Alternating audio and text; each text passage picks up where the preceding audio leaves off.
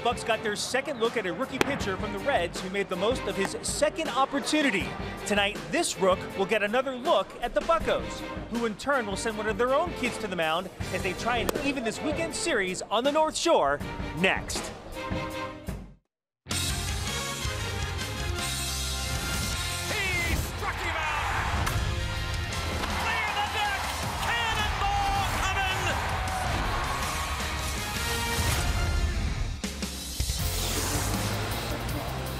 From a little wet PNC Park tonight, the Pittsburgh Pirates meet the Cincinnati Reds in Game 2 of the 3-game series, 7-game homestand.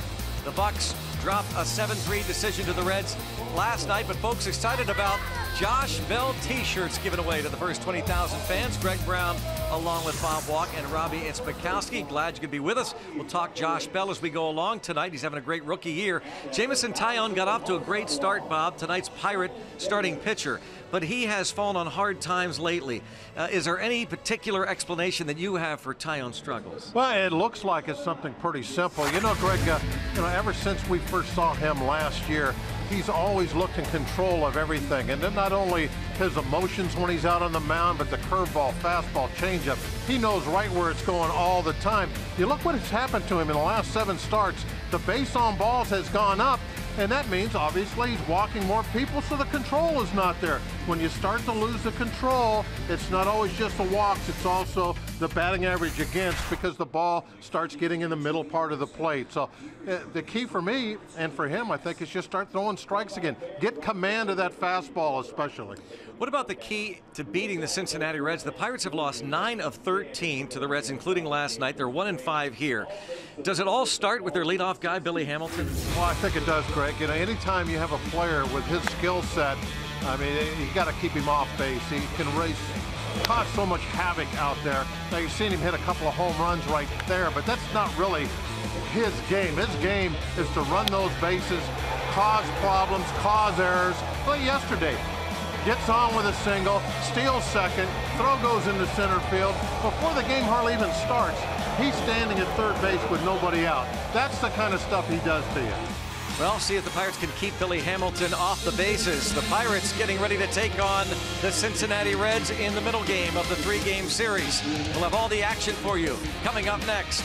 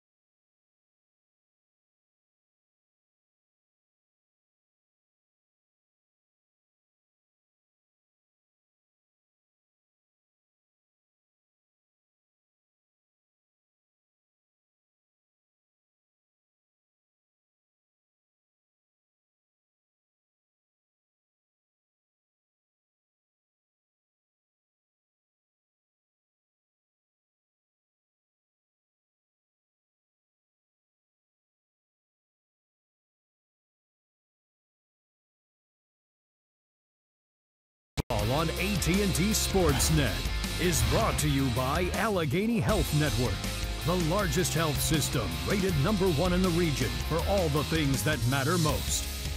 And by Kenny Ross Subaru, Total Confidence Pricing. Let's go Bucks!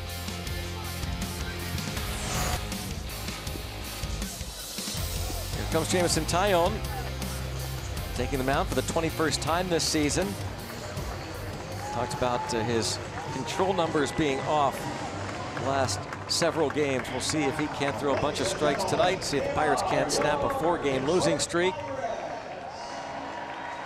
Even though they are out of the race, they do want to finish the month of September, this final month of the season, strong.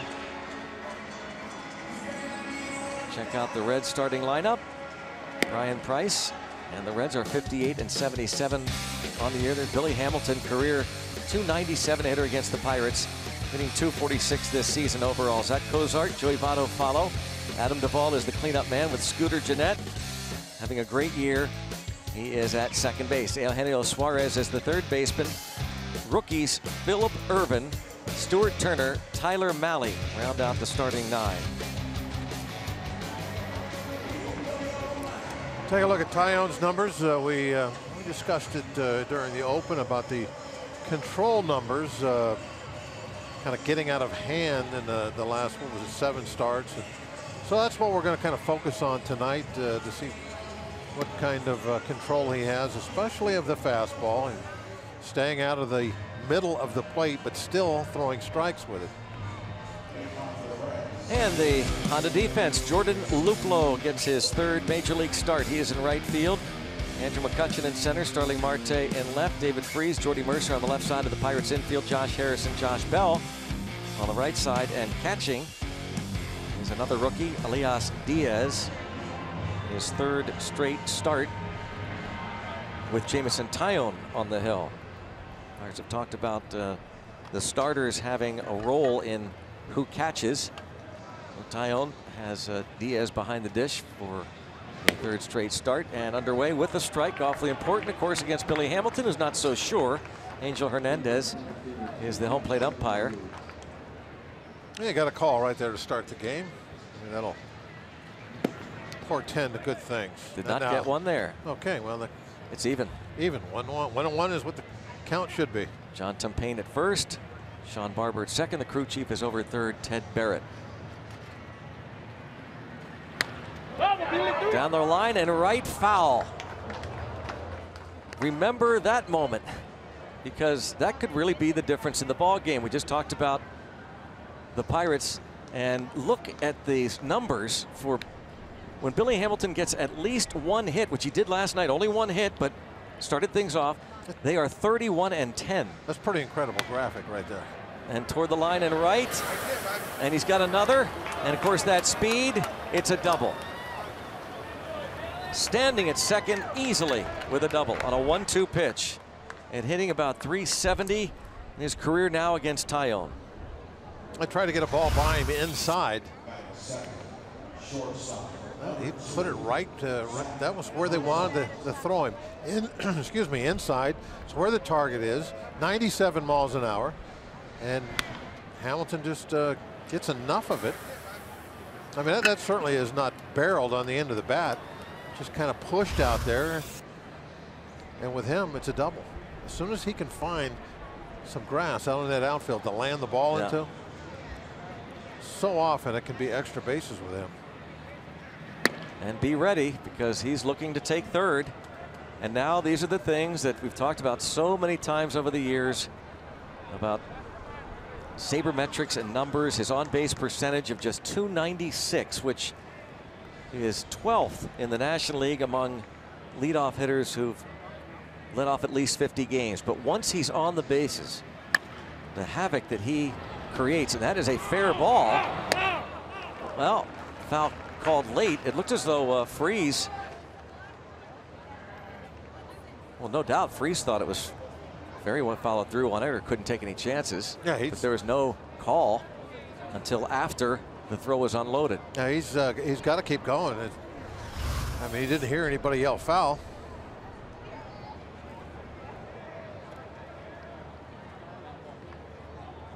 that could end up being a good thing for the Pirates. Let's listen.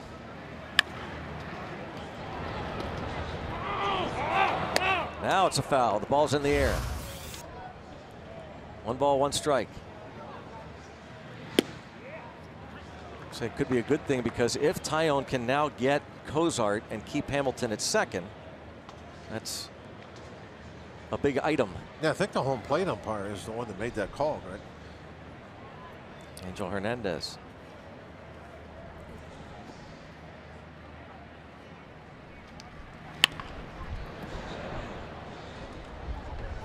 Now, normally, this plate umpire's call everything until it gets to the bag, and then after it goes over the bag, then it becomes the base umpire's call. But I think maybe Freese getting his body over in front of that kind of set up a screen, and that's why Hernandez decided to take it upon himself to make that call. And past Billy Hatcher, and that broke the bat. Bob, here's a situation where now there are 2 strikes on Cozart, but right away he pulls the ball to the left side of the infield. I know that the guys should be thinking about going the other way, but with Hamilton, it's kind of different, isn't it? It's almost like, I know he should be hitting the ball the other way, but Hamilton is just such a different animal. Again, the havoc that he creates. He was at third base easily on that ball that was eventually ruled foul. Yeah, he can definitely he can move himself over on a throw, which a lot of other guys can't do. But I would still, now right now with 2 strikes, right, Cozart's just battling up there. Well, there's a block, but again, it's in the dirt, and once it's in the dirt, he's off on the wild pitch. And this is a pretty wild pitch right here. I mean, it's way out there. And I think Diaz does the best he can knocking that ball down and keeping it in front of him. But it's like, you know, when you're making a throw like Freese did, it's a different guy out there. He's going to move up on stuff that normally guys stay where they're at.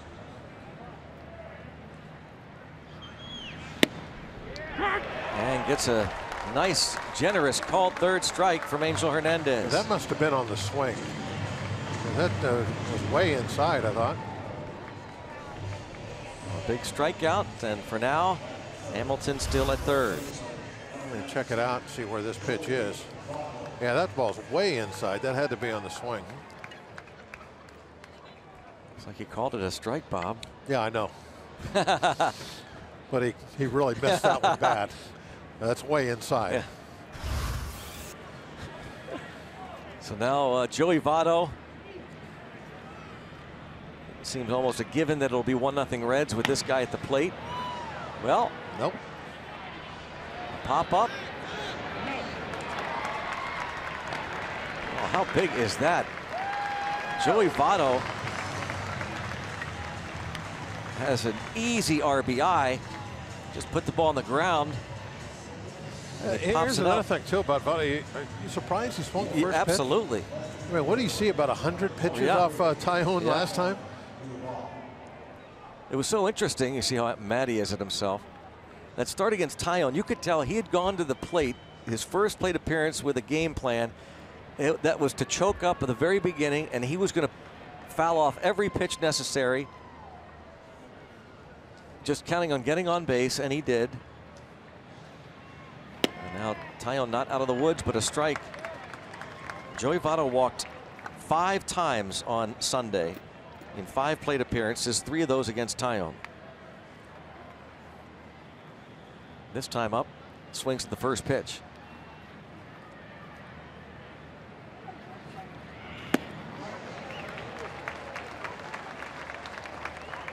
Oh, 0-2 on Adam Duvall.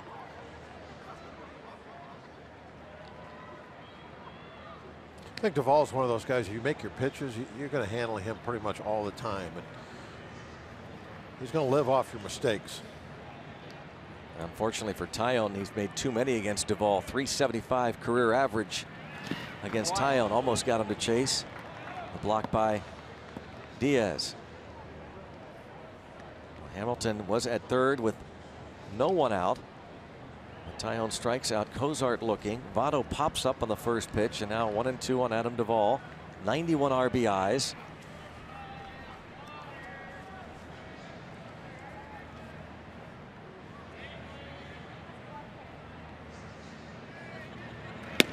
And got him looking. Great work from Jameson Taillon.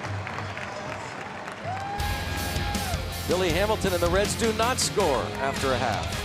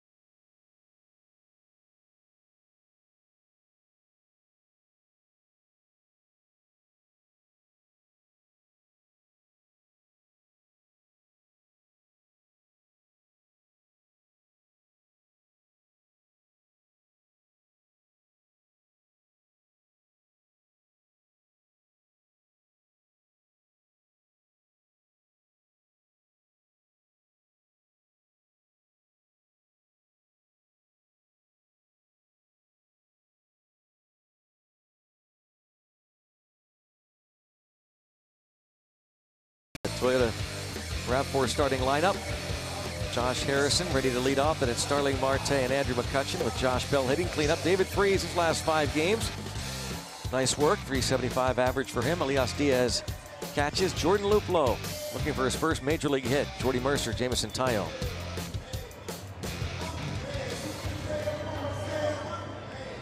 Tyler Mahle made his first career start last week against the Bucks. And that's what he did.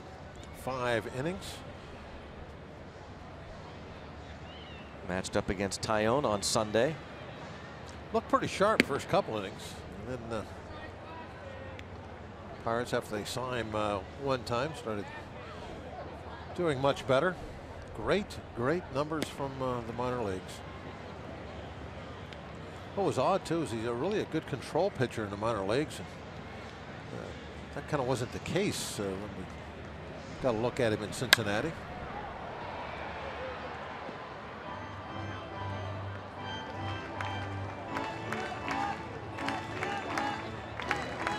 He works fast. So a lot of the Pirate hitters were trying to get time called against him, including McCutchen, right? Yeah, that was the McCutchen situation. Here it is again. They just stopped him again.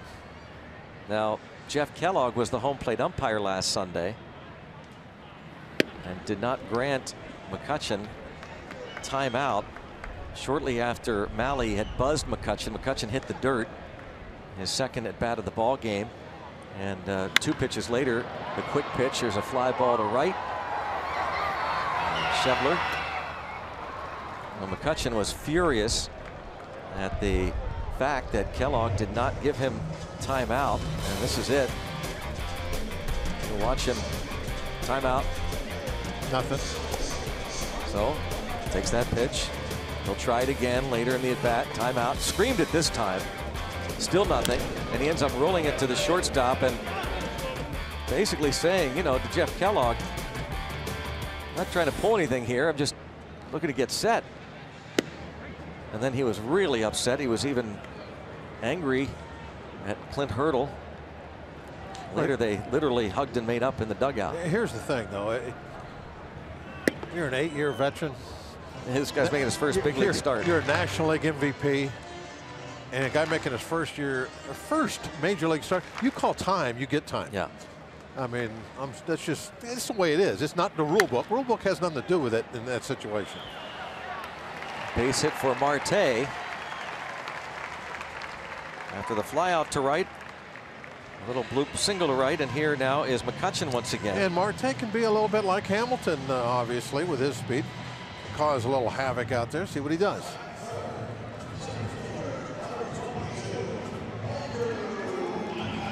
Might be a slow track tonight. Yeah. It looks like we're going to be playing in a kind of a drizzly, misty evening all night. You can see we're having a little bit of trouble with our score bug tonight. We're trying to get that issue resolved as quickly as possible. Nothing, bottom of the first, and Marte on. Dots on the screen. I don't get that. That's a new look. You like it? No, it was my weird. suggestion. I asked. To put those dots on there like that? Yeah, I thought that'd be kind of a neat look for people. What do you think? I don't know. They're even blurry dots. Yeah, that's the point. Oh. It makes you focus on the field. Oh, I get it now. All right. I do like it then. Thank you. Ball and a strike on McCutchen. Tyler Mahle. And against Tyone. Went 5 innings. The Pirates won that ball game 5-2. He suffered the loss. He ended up walking 4 in his 5 innings. He also hit a man.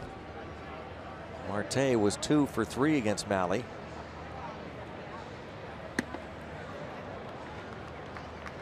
Two balls and a strike on McCutchen.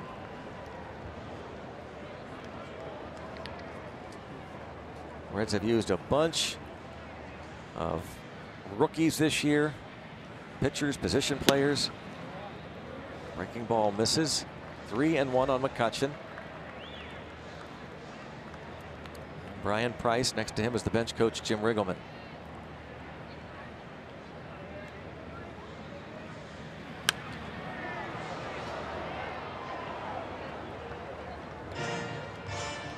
Last night McCutchen picked up a hit in the 6th inning as the ball skipped off of third baseman Eugenio Suarez's glove. Robbed of extra bases his last at bat, with Suarez making a great play.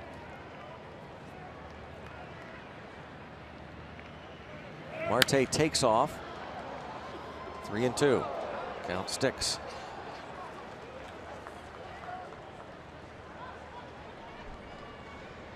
Marte off with a pitch. It'd be great. See Kutch take Mahle in the alley.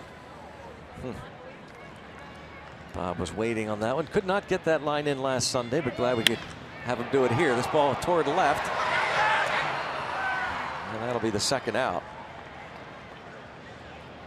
Duvall makes the play.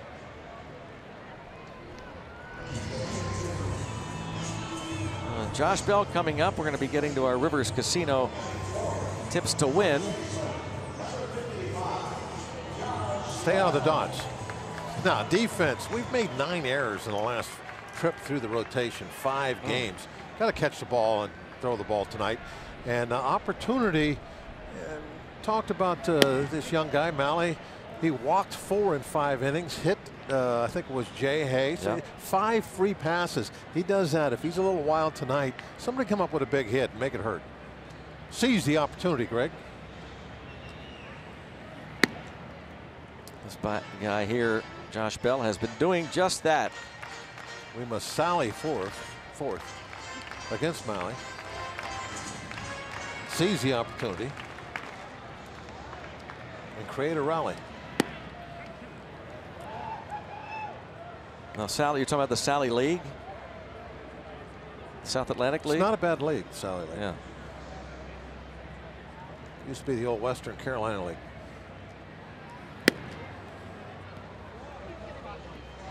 Two and two.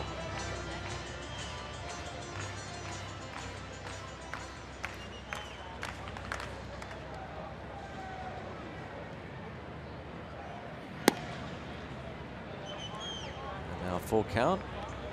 And using a Josh Bell t-shirt. Putting it to use with the drizzle. For tonight, it'll be a rain hat.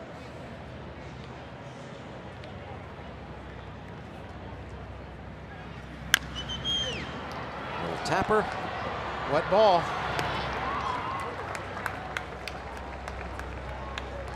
Marte stranded after 1. 0-0.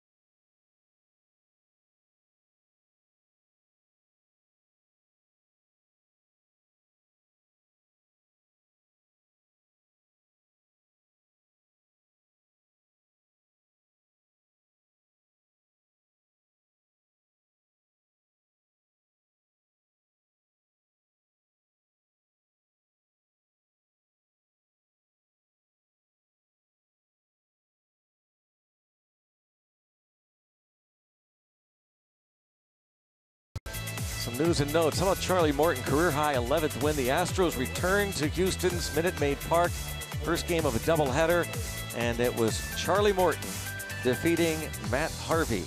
Morton with his 11th win. Matt Holliday came off the DL, 3-run homer. Yankees beat the Red Sox. And Anthony Rizzo today in a win over the Atlanta Braves, 14-12, drove in 3. Cubs win again.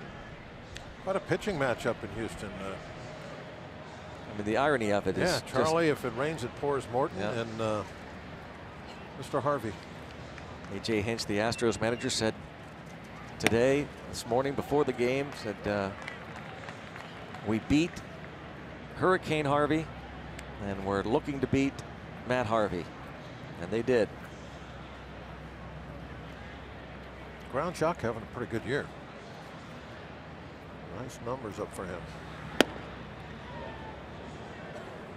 Second game coming up less than an hour.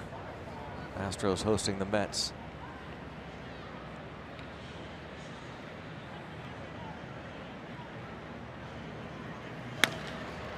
And Scooter Gennett continues his hot hitting against Pirates pitching.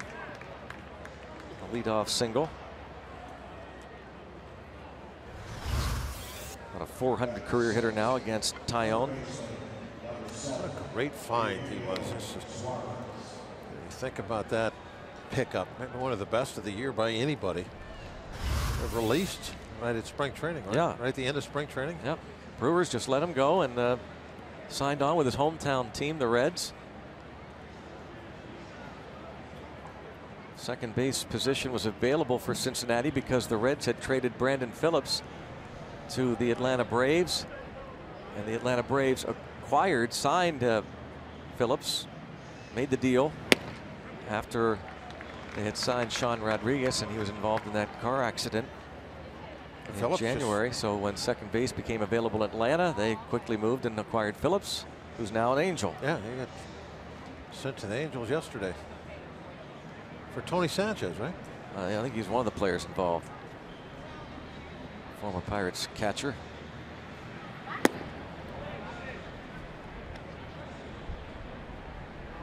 One ball, one strike on Eugenio Suarez.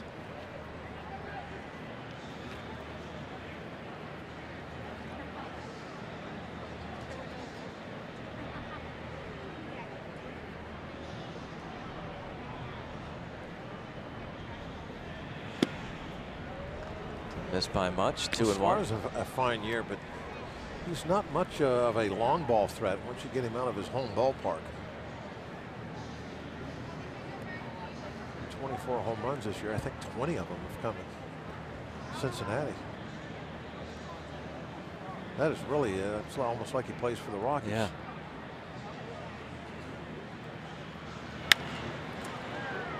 Mercer to his left, going to toss to Harrison, just getting there in time. The force.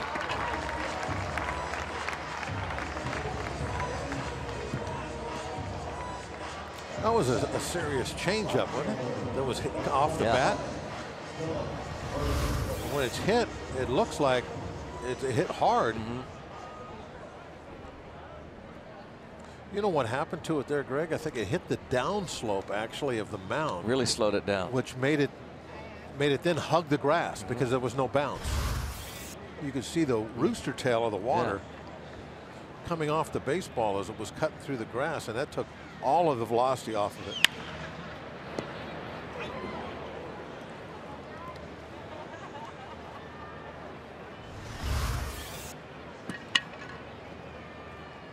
Back of the mound, and there's your rooster tail, and then by the time it got to Jordy, it was barely rolling.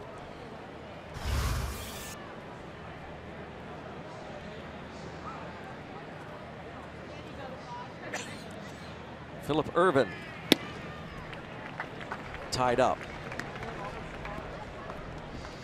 Ervin just 15 major league at bats, but 6 hits, so a 400 average. He had 256 in the minors this year for Cincinnati. Phillip Ervin. 2 home runs already in 6 hits. This is his 4th stint at the big league club. Did he go?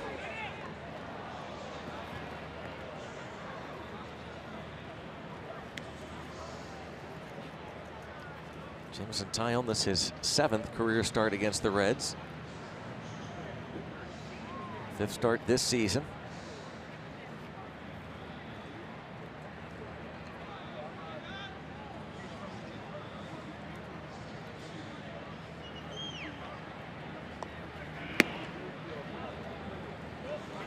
Close to being a strike, but 2-2 now.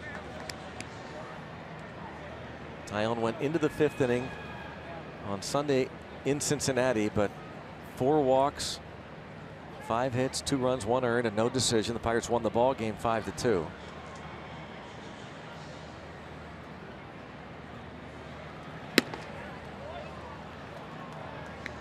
We'll bring up the control issue that I showed you in the open, and a big reason why Taillon's numbers aren't as good over his last 7 starts. Busy month for Ray Searage. It'll get busier here in September. We'll get some new arms up eventually. Runner takes off on the 3-2 pitch, and McCutchen.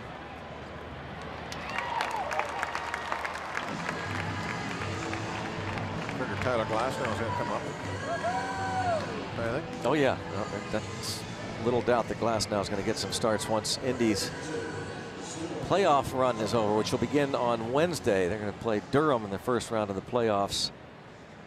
The AAA affiliate of the Tampa Bay Rays. Glasnow pitched last night. What was it, 5 shutout again? 8 strikeouts or something? Typical game. Yeah. Stuart Turner now.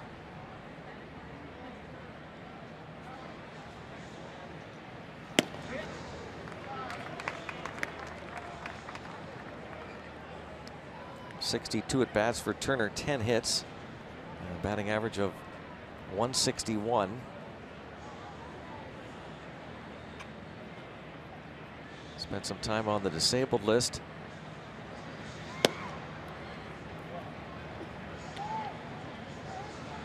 But on the opening day roster, a Rule 5 pick from the Twins. Twins drafted him 4 years ago out of Ole Miss in the 3rd round.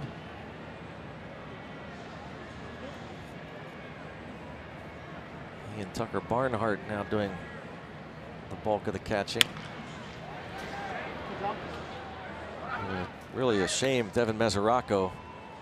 Been an injury-plagued career for the Punxsutawney native. Look, for a while there like he would be the Reds catcher for a decade. Yeah.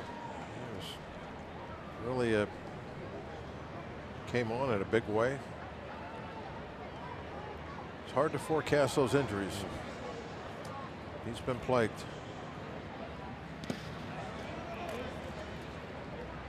Another block from Elias Diaz, 2-2. Keeps Suarez there. Suarez reaching first on the force. Scooter Gennett began the inning with a base hit to center.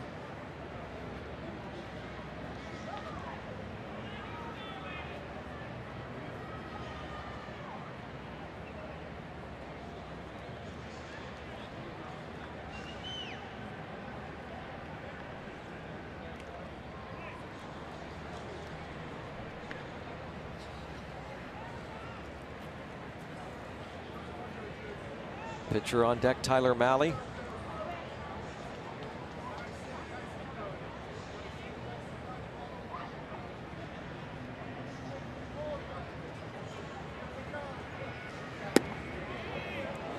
As though Pirates thought maybe they'd get a strike call.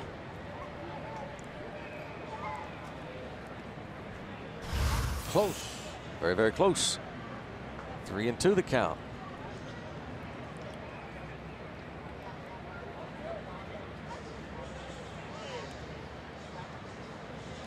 I'd like to have the pitcher lead off. Third inning. And he will. 6-3 put out, ends the top of the second. David Freese will lead off the bottom half.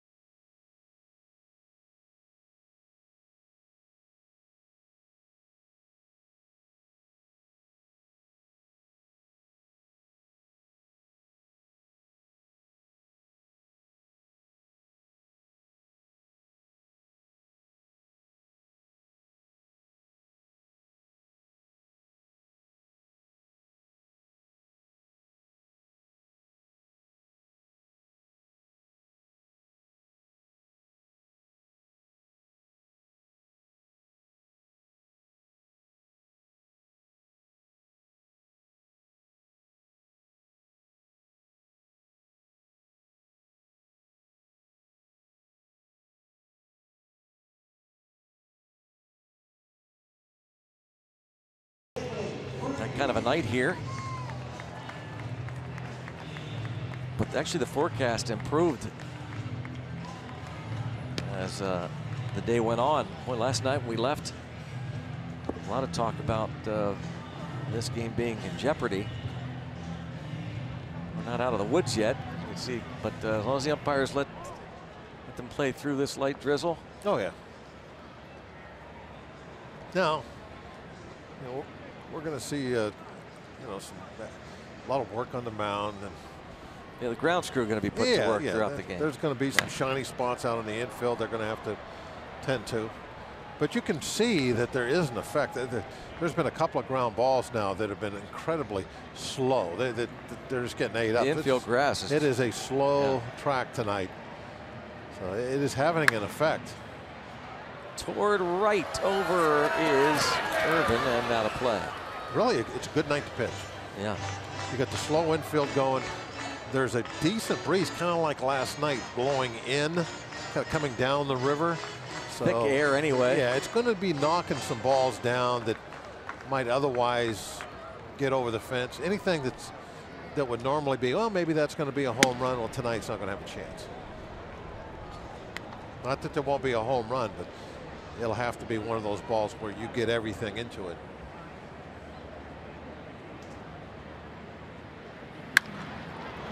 Right side. Scooter Jeanette, nifty little play. So with one out, the batter, Elias Diaz. MLB.com at bat, your #1 mobile app for live Pirates baseball. Stay connected with a fully customizable experience. Get Pirates home screen icons and app features, as well as game day, live game video highlights, radio broadcast, StatCast, news, and more. Download MLB.com at bat today.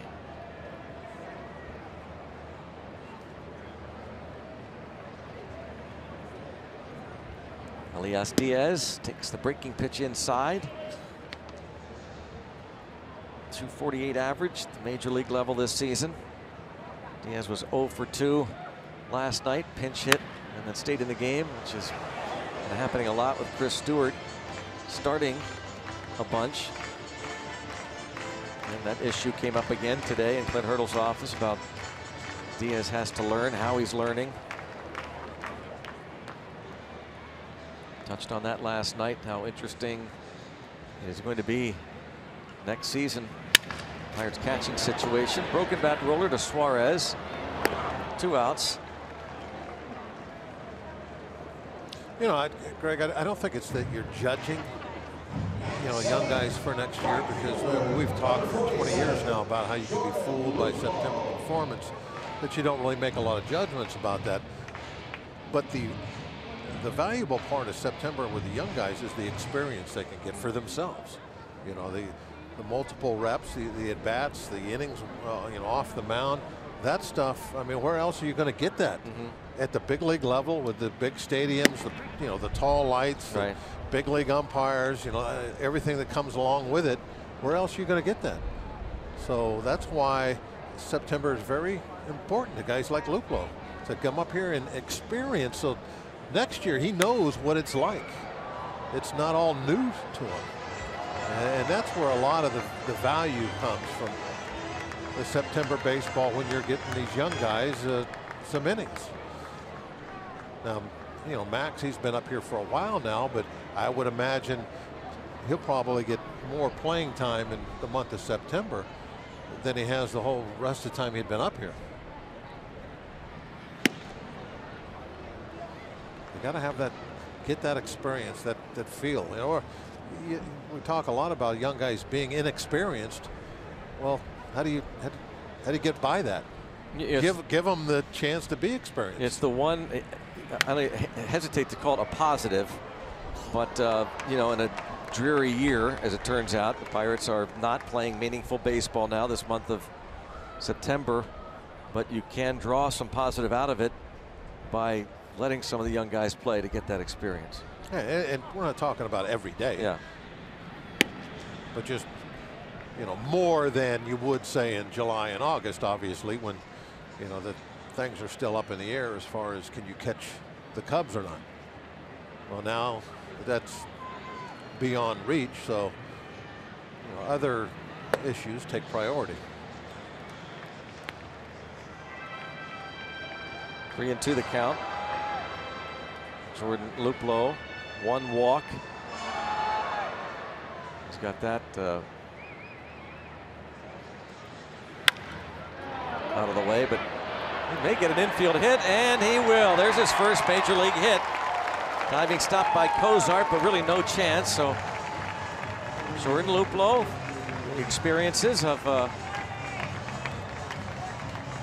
September opportunities. You know, over the years, when he looks at that ball, it'll always feel kind of damp to him. Well, what's the deal with this ball? Why does it always feel wet? Well, that's because when I roped it into center field, Billy Hamilton played it. It's when they fished it. Hop, when they fished it out of the river. Yeah. No, it's because it went through the very wet grass. He must have hit this ball very well, though, for it to get out there that quick in that slow infield.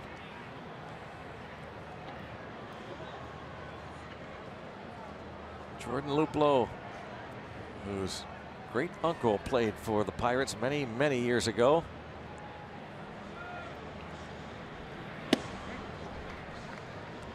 Luplow Fresno State. It's his first big league hit right here.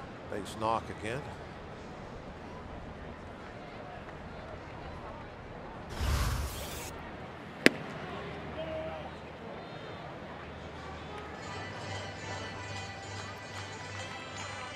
There for safekeeping.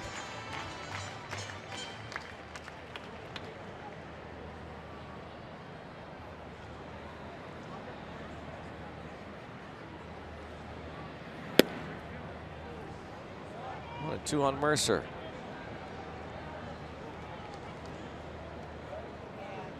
Hitless in 4 trips last night.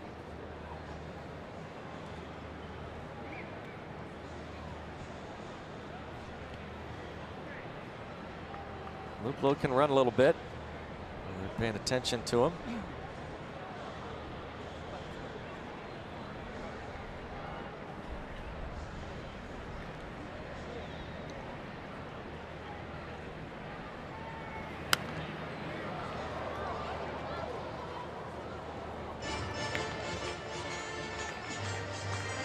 Home runs, 51 RBIs for Jordy Mercer.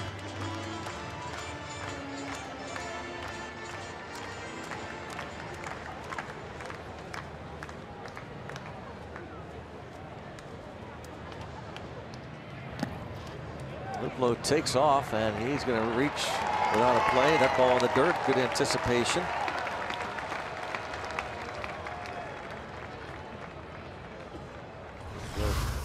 Jack Wilson like. I mean, look at that ball, just 6 inches in front of the glove. Where this ball bounced, and he was off. That's being ready. That's anticipation. Yeah. That is expecting every ball to be in the dirt. When it is, I'm going to move up. That's the reference to Jack Wilson, who was as good as anybody. Former Pirates shortstop. Jordan Luplow stranded, but gets his first big league hit.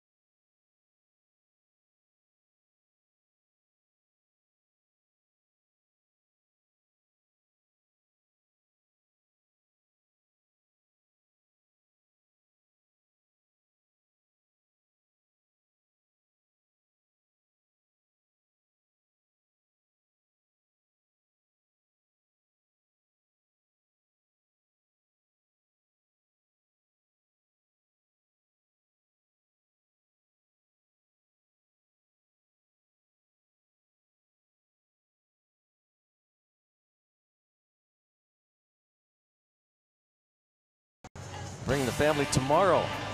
Pirates Reds 1:35. Fun starts on Federal Street before the game. The Family Fun Zone. And all kids 14 and under attending the ball game get a Pirates fitness band thanks to Highmark. After the game, kids can run the bases right on the field here at PNC Park. Go to pirates.com/kidsdays for your tickets. Pirates and Redlegs tomorrow before the Cubs come in.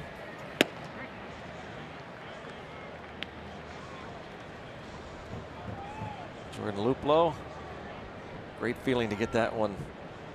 It's out of the way now. Yep. First hit. You know, when it takes a while, it probably can kind of develop a little monkey on your back type feeling. Like, how long is it going to take me to do this?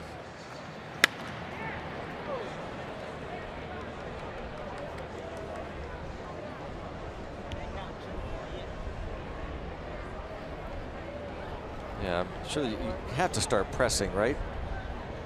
It's natural. Get that first one out of the way. You can probably start thinking to yourself, I've gotten all these hits in the minor leagues getting up here. Why can't I get one now? It's a little different than it was 20 years ago. Authenticated. Got to get a sticker. That's the real one. That's the baseball right there. Tapper Bell well off the bag, so it'll be Tyone to cover.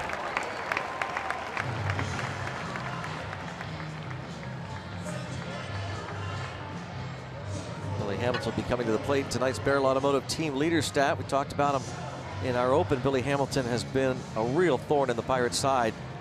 A nuisance, though, for other teams as well. You take a look at the season ranks for him, even though that average not great. And the on-base percentage, we touched on that, but stolen bases, 56 to lead the league. He's 5th in singles, 2nd in triples. That's a big deal to Steve Blass. And 23 infield hits, if you were watching last night. But triples. Oh, yeah. We were talking about MVP possibilities, and he and I discussed it before the game with our producer tonight, and last night, Jason Steele, and put a graphic up of who we thought would be leading candidates, and one of them was Charlie Blackmon of the Colorado Rockies. Blackmon leads the league in hitting, and he's up there in the top 5 in some other categories. And Steve was insistent to talk about those triples for Charlie Blackmon. Now, I know Steve hasn't traveled in a long time, but does he know there's no fences there? The ball just goes forever. It's like 500 feet to center field. Yeah. If you had a gap shot there, the goal is to not get hold somebody to a triple and don't let them get an inside the park home run.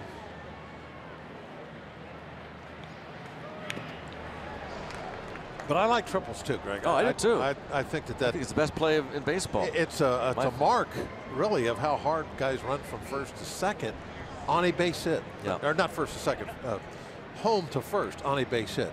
Because that's where the triple is made up. If you come out jogging like, oh, okay, yeah, I got a gapper and just cruise into second base, you never get triple. Right. But if you run hard from home plate to first base, now if the opportunity is there, you can go to third base. And a guy like Hamilton, I mean, he's not a true, really great hitter, and he knows what he needs to do, and hit triples is one of the things. Turn singles into doubles, doubles into triples.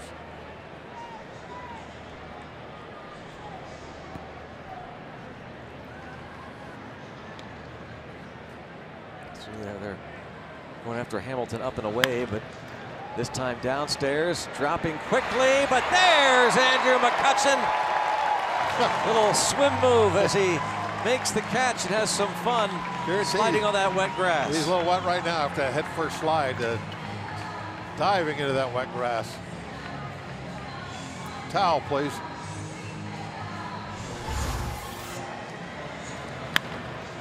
Right off the end of the bat.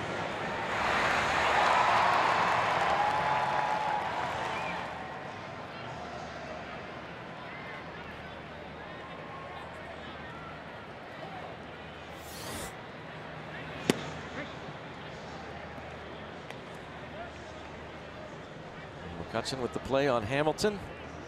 2 down. Zach Cozart. 1-2.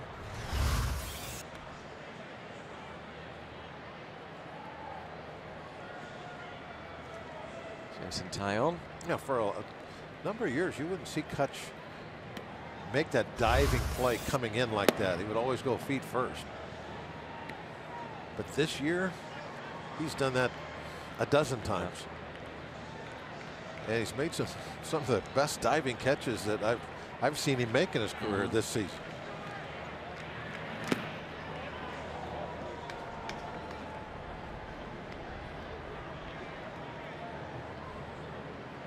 That catch he almost pulled off last night at the top of the center field fence.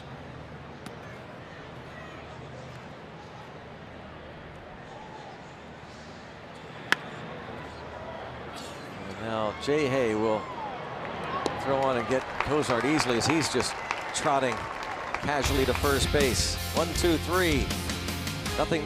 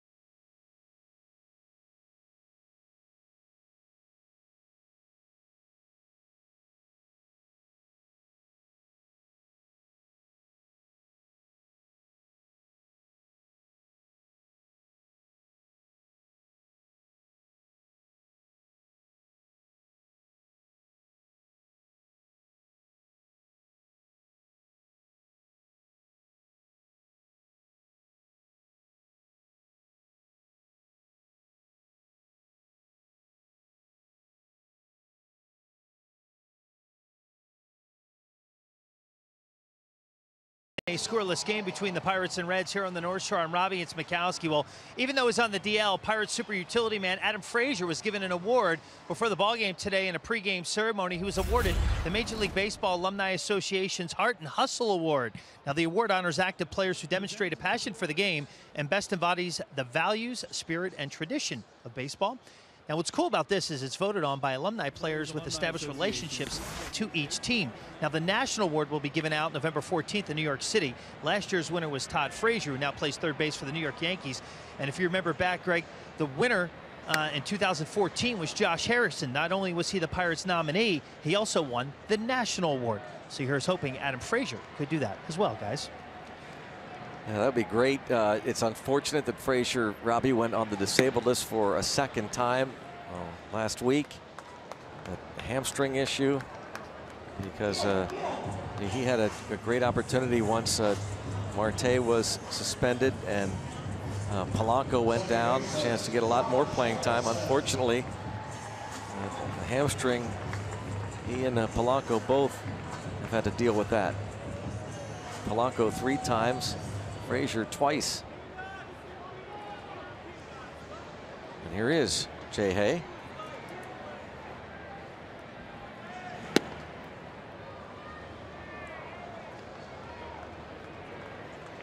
And Gregory Polanco close to returning, they say.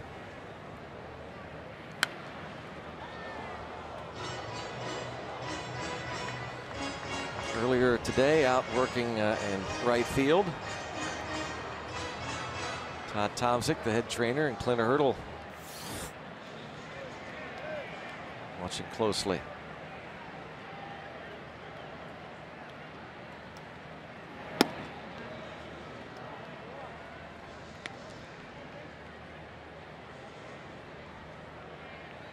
Heart and Hustle Award. This guy embodies those terms. Center field, Hamilton.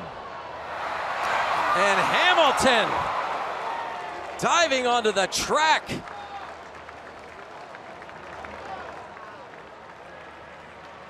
Billy Hamilton gives up the body to Rob J. Hay. One of the better grabs we've seen. There's just no other way to call this. He's got that great speed and he uses it. I mean, this off the bat, I'm like, there's no way he's going to get there. And look at that. Head first. Slides right into the wall. Wow, he even took his eye off that ball early. Did you see that, Craig? Yeah.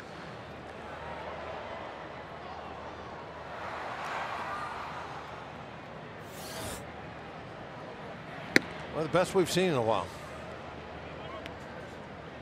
I think that's better than that catch John Jay made in Chicago.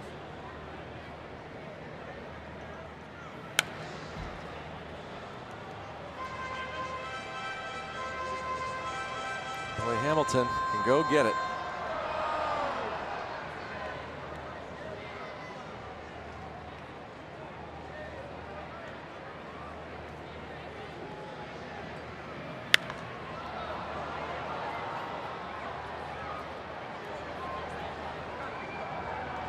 Pirates go down in order, thanks in large part to the great play by Billy Hamilton.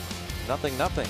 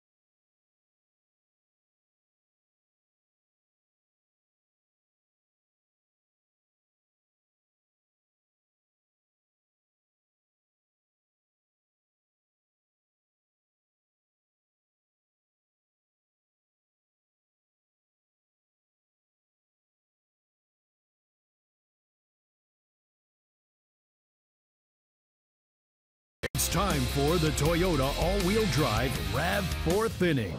Toyota, what drives you? AT&T. Salute to Jameson Taillon, AT&T Sportsnet, as Taillon continues to pitch through the rain. Here's Joey Votto, who swung at the first pitch in the first inning with Billy Hamilton at third and nobody out, and he popped up to shallow left.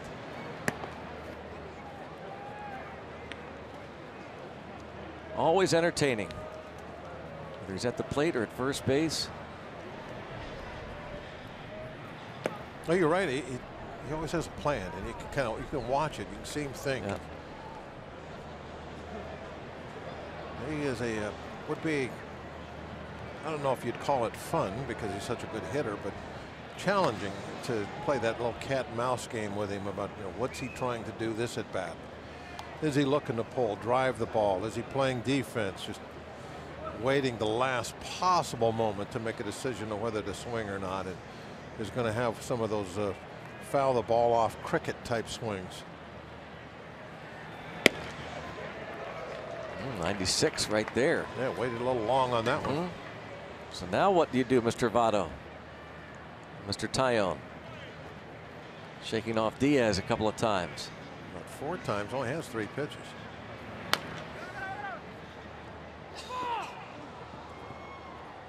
Sure what that was, just changeup, I guess.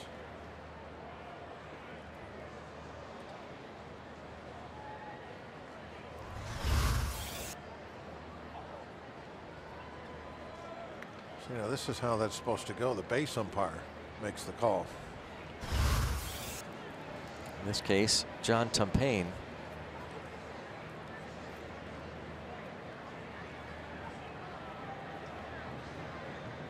Over there, the crew chief, Ted Barrett. The call that was made in the first inning. Chopper down the line, so it's still 2-2 on Joey Votto, who has got a little streak going, has not struck out in 24 consecutive plate appearances.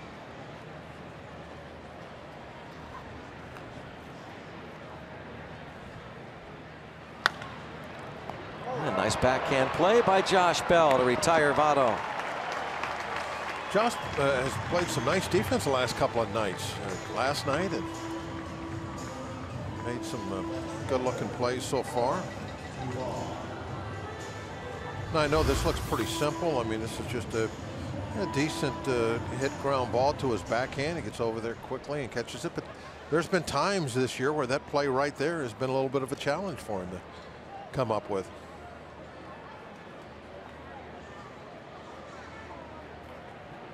Made it look simple.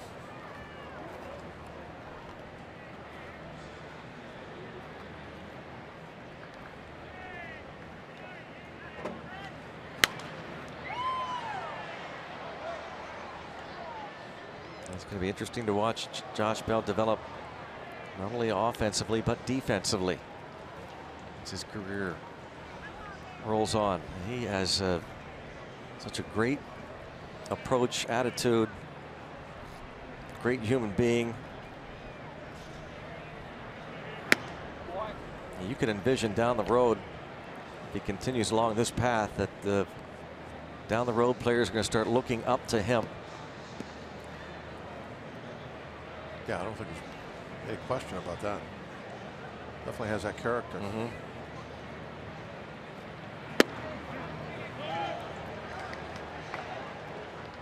Now 1-2 on Duvall. I wonder if they'll get to a time where we'll look back to a series or a game or something and say, that's a play maybe where that's where it all began. It started. That's where he turned the corner on his defense and really became a good first baseman.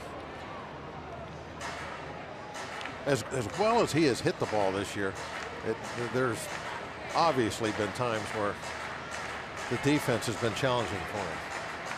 And that's no doubt the next step for him to take is get that defense up to where his offense is.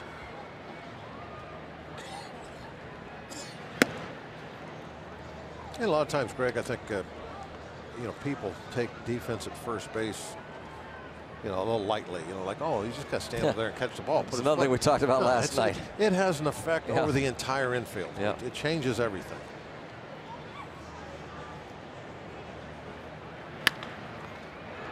He's going to back up on that last hop. And there's Bell, a little footwork going into foul territory, a little Joey Votto-like. Going to go to the studio, Dan Potash for the game break.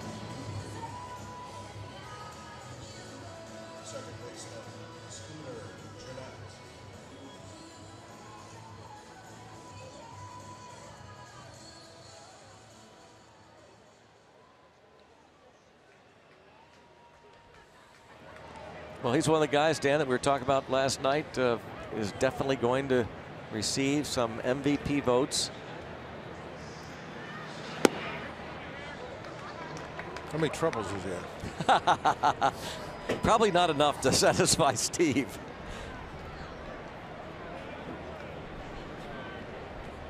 But 52 home runs. Takes over the RBI lead in the National League. Looks like. Tyon's been getting into some kitchens with that fastball tonight. He has not been shy about going up an inch.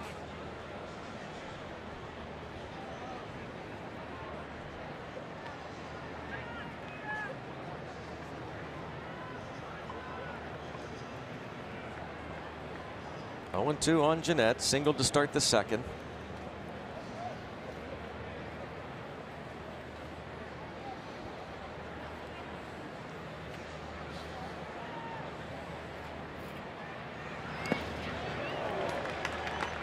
And he strikes out on the breaking ball. 1-2-3 for the second consecutive inning. And at the bottom of the fourth, scoreless.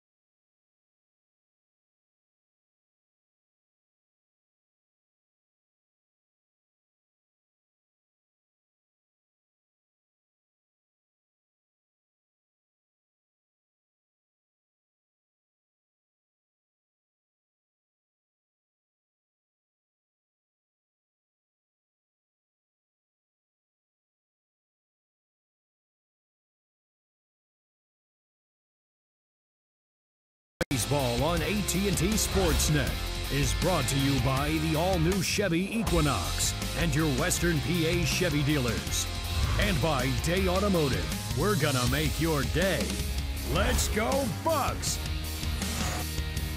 Here we are in Pittsburgh for the middle game of the three-game series with the Reds. 0-0 going to the bottom of the fourth, and it's Andrew McCutchen leading off against Tyler Mahle, making his second major league start.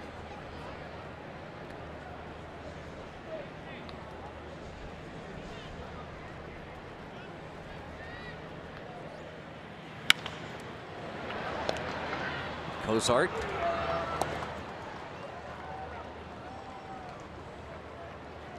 McCutchen is retired. It brings up Josh Bell. The automotive this day in Pirates history, September 2nd, 1972, with his 2,971st base hit as a Pirate, Roberto Clemente breaks Hannes Wagner's record for most hits in the history of the Pittsburgh Pirates. The record-setting hit, a 3-run homer off Giants lefty and former Pirate Sam McDowell, Pittsburgh native. Bottom of the 4th inning, 6-3 win over the Giants at Three River Stadium this day in 1972. The all-time Pirates hits leader on this day, surpassing Hannes Wagner, who had about 400 hits his first 3 years with the Louisville Colonels. Saw something the other day about Sam McDowell that don't know if it was you read stuff on the internet, you don't know if it's true or not, but that I'm going to throw it out here anyway because maybe somebody can look it up and let me know. He struck out more hitters in the 60s than any other pitcher. Well, I didn't know that. I didn't. Wow. I read that and I'm like, wow, is that true? You know, with guys like Bob Gibson. Nice little trivia. So I don't know if it's true or not, but I read that, and so heck, I read it. It's got to be true. Somebody look that up.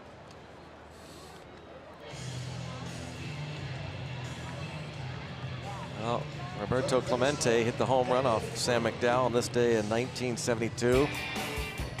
And of course the great one, 18 years, his major league career all with the Pirates, playing over 2,400 games with Pittsburgh. That career average of .317, that 3,000 hit against John Matlack and the Mets at Three Rivers.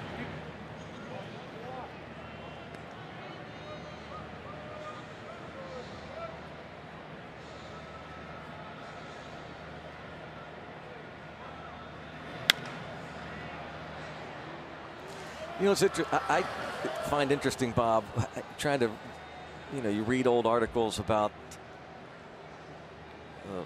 this particular, that moment where Clemente was approaching his 3,000th hit in 1973. For like the last couple of months of the season, he hardly ever played. He was hurt. And it's interesting that, and I don't know what the reason is, maybe you'll have an idea, that those guys didn't go on the disabled list. They just hung around and just didn't play for like weeks. And when you played, and I'm not suggesting you played in the early 70s, but you did in the late 70s into the 80s. What was it like when players got hurt? Would it be kind of an automatic DL thing? Well, it depended on how long they were going to be missing. I mean, back then it was a 15-day DL. Yeah. Right? So I mean, if you were going to miss, say, more than a week, you had to go on the DL. Yeah. You wouldn't want to play more, shorthanded anymore than that.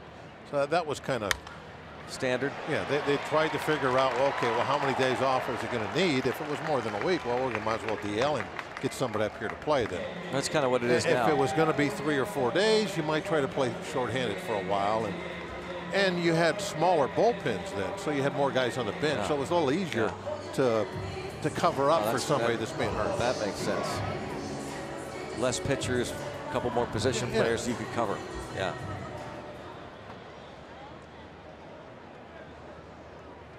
Elias Diaz.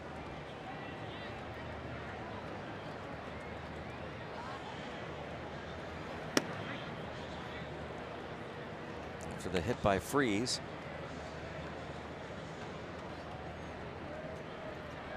No wind right now. Good time for a long ball. Flags straight down.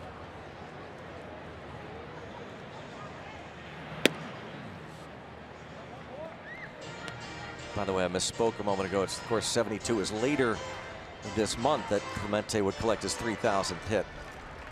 And would perish in the plane crash New Year's Eve 1972.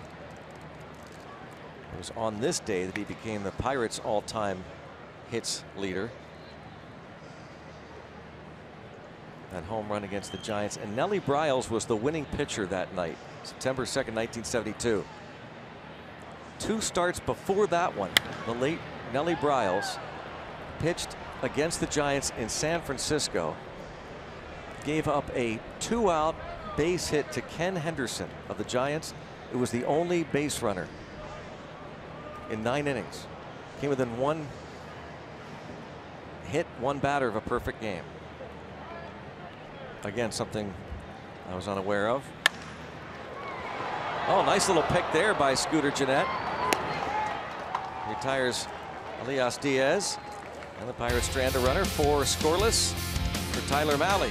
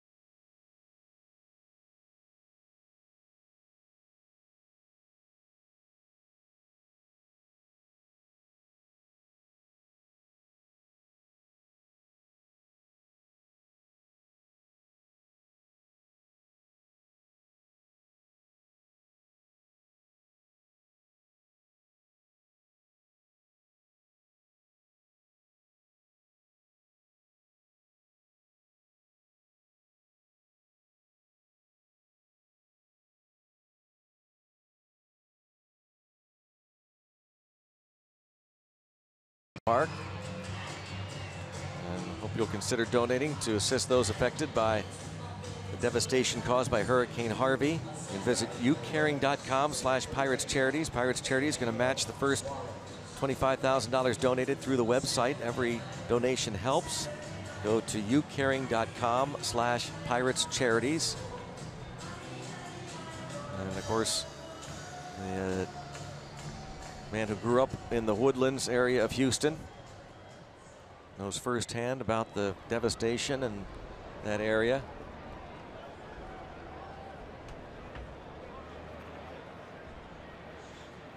We're getting some remnants of what is formerly Hurricane Harvey.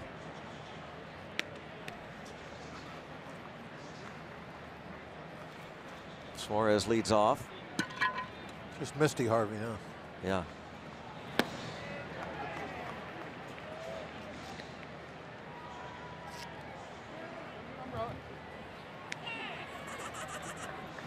What that umbrella, man? Oh, it's the Penguins. Nice. Very cute. First glance, I thought it was like shark fins. Thought we were about to have a Sharknado.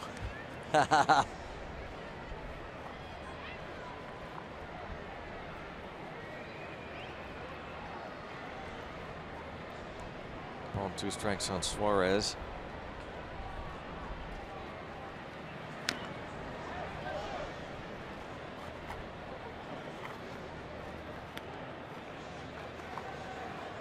Trying to get through this 5th. He pitched into the 5th his last start.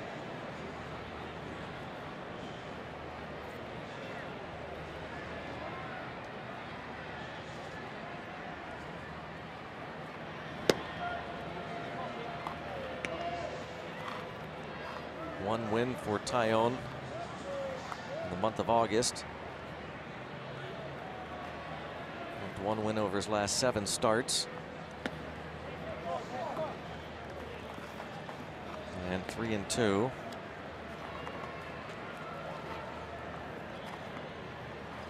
And you're back to throwing strikes. He's 3-2 now on the leadoff man in this 5th inning.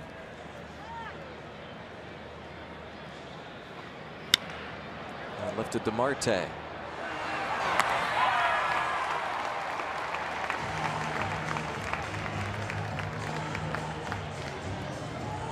One down, and now it's Phillip Ervin, and some scores on the lowdown. And that the final we talked about earlier was a 12-8 Houston, and in the nightcap, Mets and Astros just underway. The Cubs outlast Atlanta.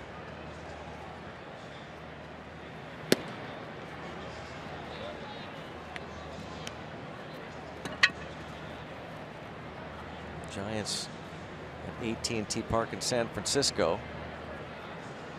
Walk-off win.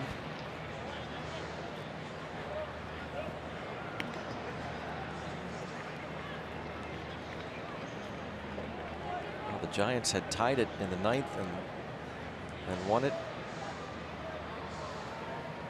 Oh, Nick Hundley home run.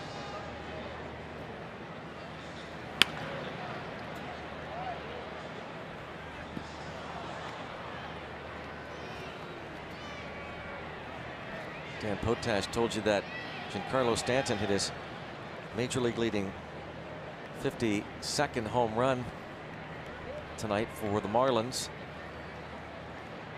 They're leading over the Phillies 3-zip as Irvin hits one into shallow center.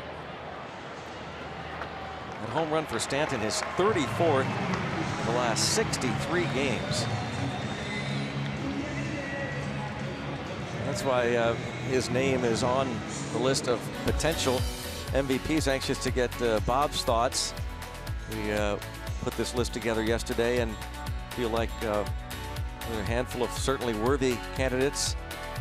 It's hard, though, for me anyway to steer away from Anthony Rizzo. He just seems to be the heart and soul of that Cubs team. Well, Joey Votto has put up great numbers, but What's your definition of MVP? Well, I take the words, MVP to heart. That's shot past Tyone, diving stop, and Josh Harrison with another sparkling play. Rob Stewart Turner. Thank you, Jay.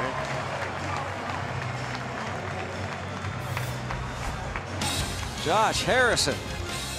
Ball rifled past Tyone.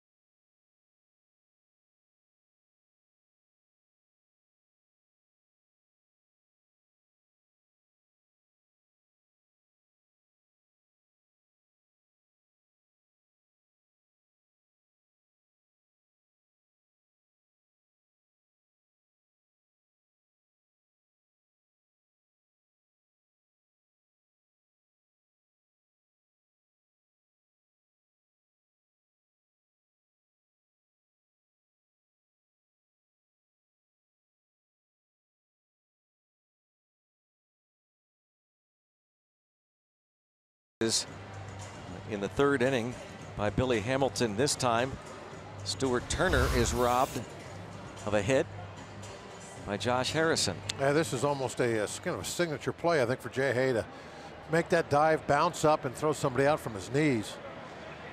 He is really good at that, and obviously tonight we're seeing some excellent defense. No errors to this point. Much better than average plays being made behind Tyone. One of the tips to win, Bob, shoring up the defense. Well, that's got to really be a tip every night. I mean, if you are going to be a winning type team, you got to play good defense.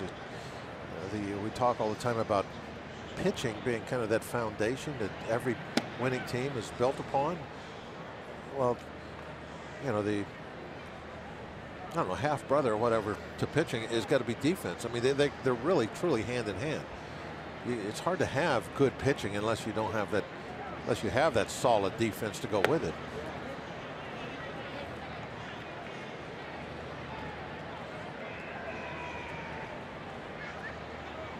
It's not always about the errors either. There's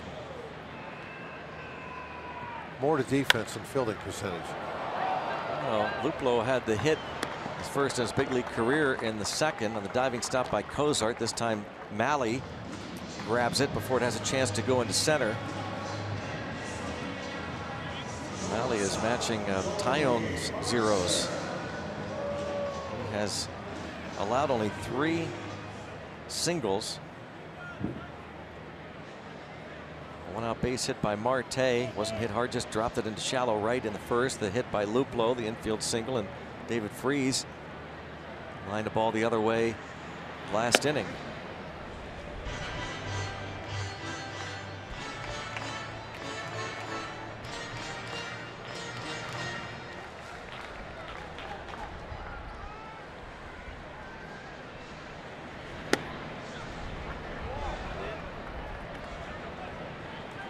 Good point about there's more to fielding than the errors. An example of that is the fact that the team that has committed the most errors in the National League. And this ball is going to be rolled to the shortstop for a second out. And the third most errors in all of baseball, the Milwaukee Brewers.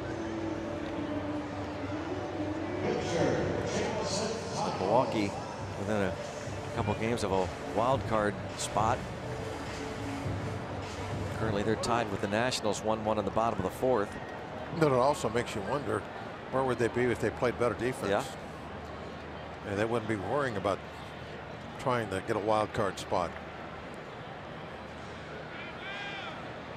And you have teams with few errors that don't have as many. I mean, the Reds have the third fewest errors in the National League.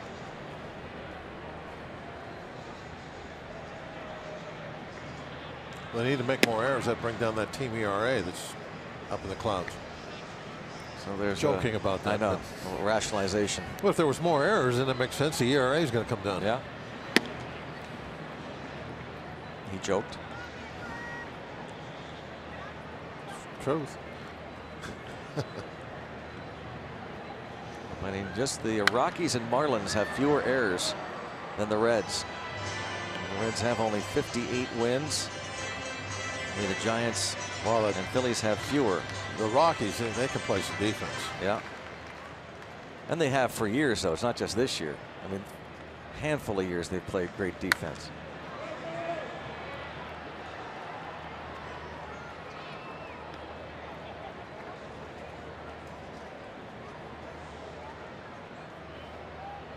Protecting the ice cream.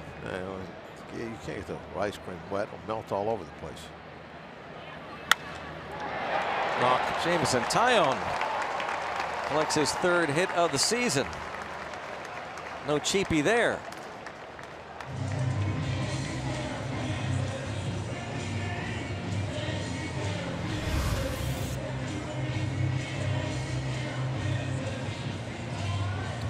Slicer.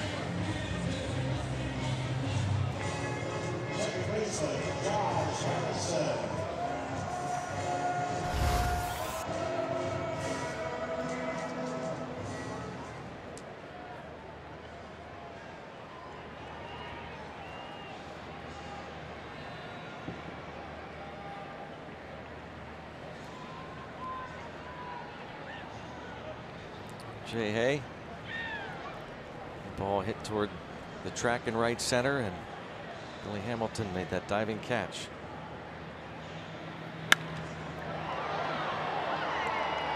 Nearing the corner, and Irvin comes out of room.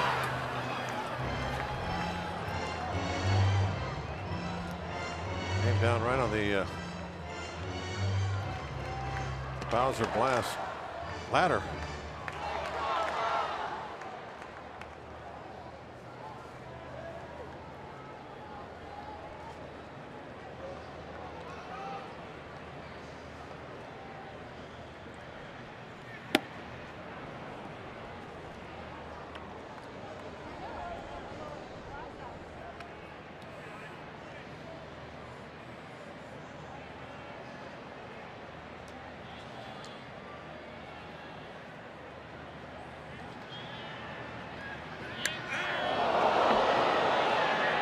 What a weird sound to that.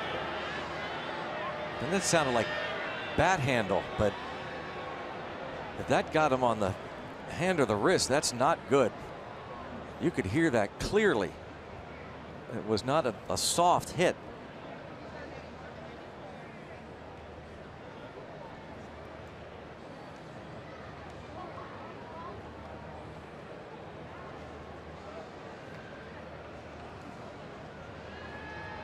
Boy, oh boy. I mean, that hit there, Bob. I agree with you. My I mean, gosh, you could hear that like it hit the bat handle. Always a very dangerous place to get hit when on the back of that hand, if that's where it hit him.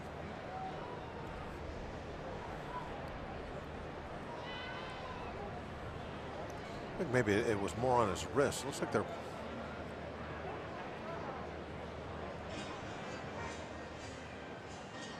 Now, you know what? They're looking at the bottom of that left hand, which is where the knob of the bat is. Yeah. So maybe a lot of that sound was the knob of the bat. Who knows? We'll listen and watch. Wow. If that was skin and bone, That is not a good sound. Oh, nothing but skin and bone. That's unbelievable. And he's staying in the game. That is the place you don't want to get hit, is that back of the hand. Those small bones back there that, you know, you break one of those, and I mean, we've seen some over the years, some big names go down and miss a couple of months because of that pitch right there.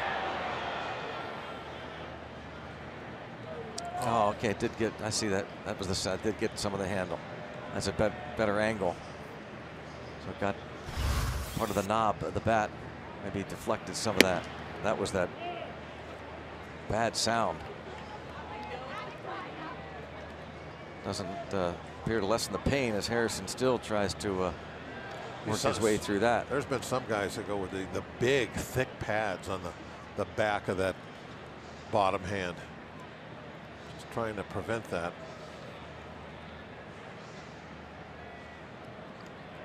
Jeff Bagwell was the guy that, first guy I remember, he had a pad on the back of his batting glove that had to be a good 2 inches thick.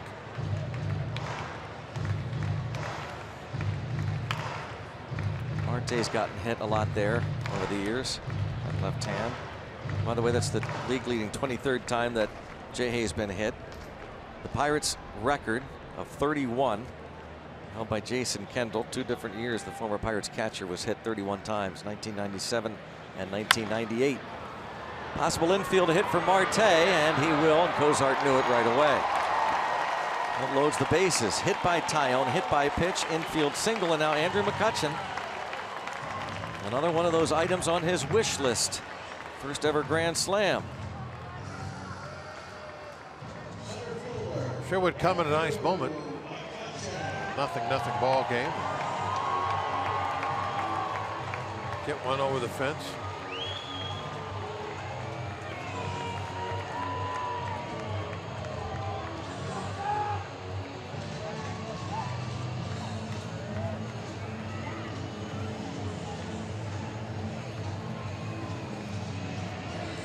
He's flied to left and bounced to short so far tonight.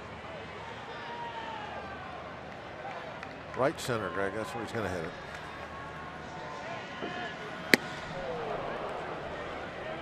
That was the pitch. Gave him a good one. Came up empty.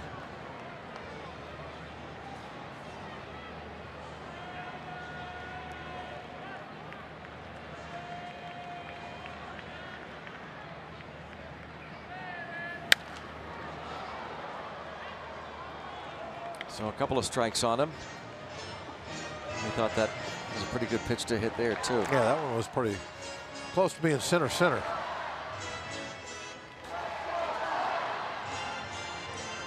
I do not think that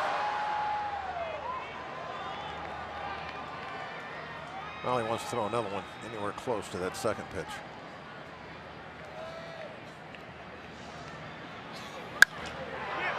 And nope. Outfielder Duvall. Pirates leave the bases loaded. Still 0-0.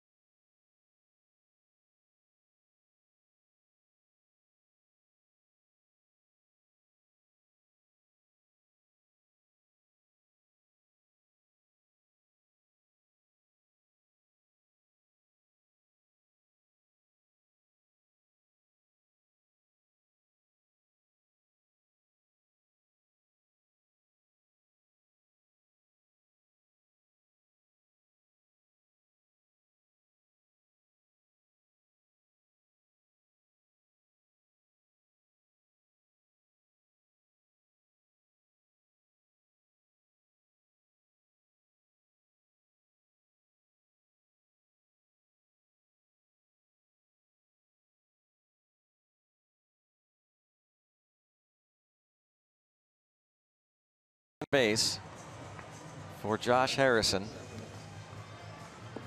Todd Tomczyk, the head trainer, met Jay Hay in the dugout and talked over the situation. Tomczyk talking with Jay Hay and walking down, and Tomczyk follows him. Whether to continue in this ball game or not, still feeling that pain. Hit by that pitch.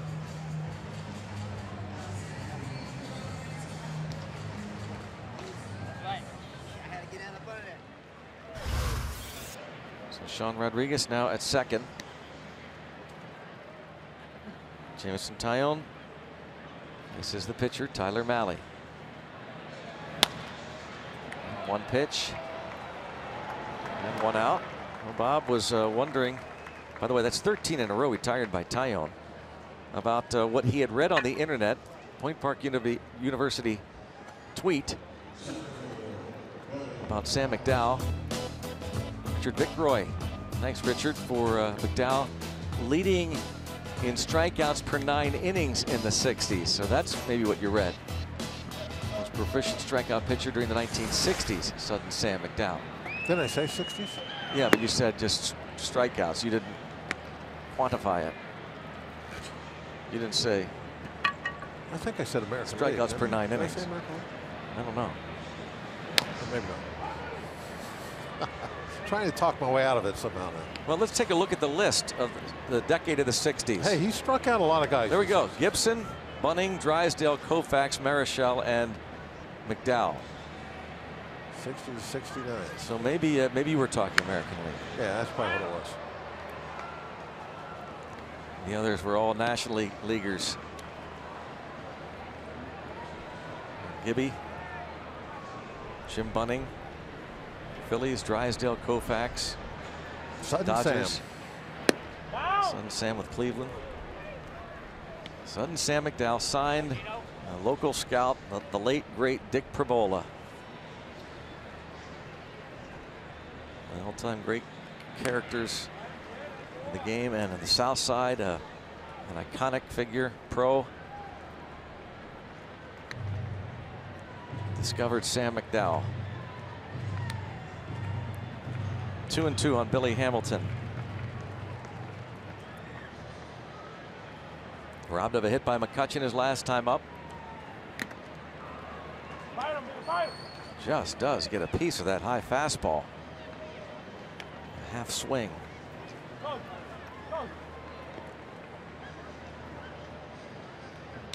Looks like they're again. No. I say they're pounding him upstairs his last at bat. Up and away. Yeah. Which to me makes a lot of sense. Just let him hit fly balls to center and left all day long.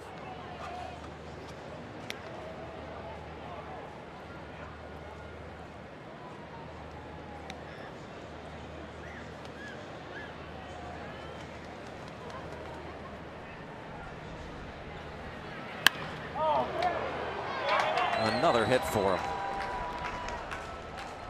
2 for 3. 2 of the 3 hits off Jameson Taillon have come from Billy Hamilton.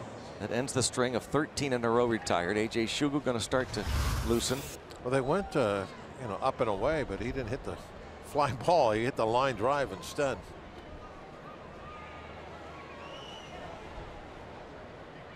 Little side spin there. I wonder if that was supposed to cut in. Do you see that the way the ball was spinning?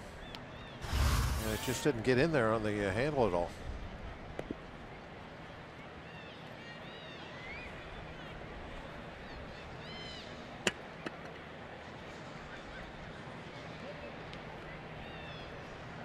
With Cozart at the plate, Pirates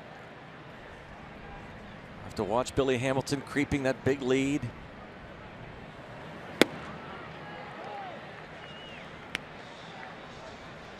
Diaz has that great throwing arm.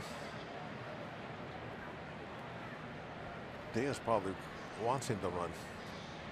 He wants the opportunity to try and throw out the best.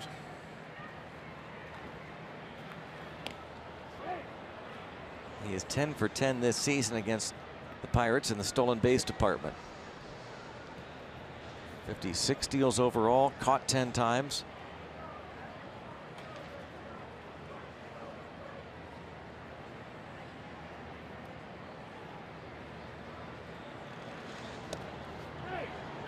Scampers back, standing up. Not really a huge lead.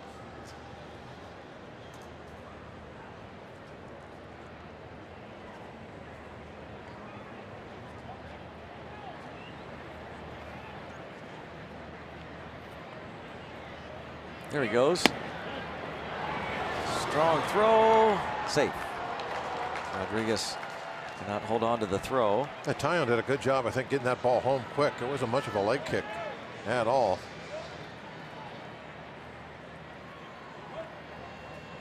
'57 steals.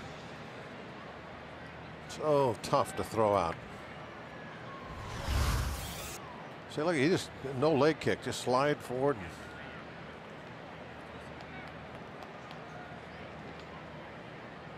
Rodriguez trying to catch that ball out of the dirt and put the tag on at the exact same time. You see how ripped up the bottom of the pants, Hamilton? No, I didn't. Oh, nice job there. 2 outs. They're all chewed up. You can see him on that slide. From that dive onto the warning track. They're so long, he's walking on them all the time. Yeah. So the backup, they all looked like they were all ripped up. See if I was saying this right.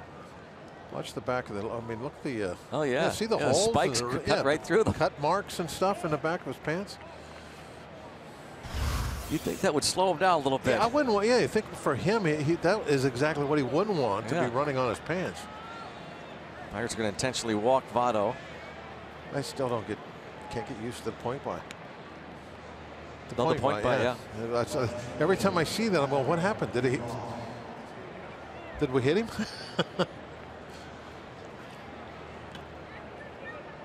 Yeah, I would think, for a fast guy running, you'd want, maybe there's something more along the lines of what Sean Rodriguez has on. Yeah.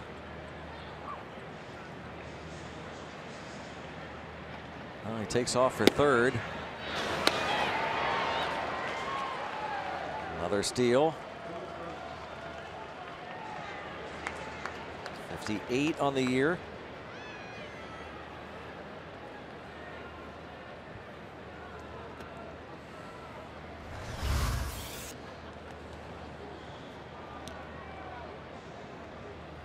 I'm really surprised we covered third base there, Greg. I am too. I mean, Freese broke for the bag as that throw was going home. What if there was a ground ball to third? That's a run scoring single in a 0-0 game. With 2 outs. Really surprised that we covered the bag on that one. I mean, who cares if he's standing at third? Yep. He's going to hit it regardless. And now Votto takes off. There'll be no throw down there. Concern about Hamilton. They give Votto a stolen base. The official scorer decides to give Votto a stolen base on that play. That's 5 on the year. All up to the official score. Wants to give him a stolen base? He does.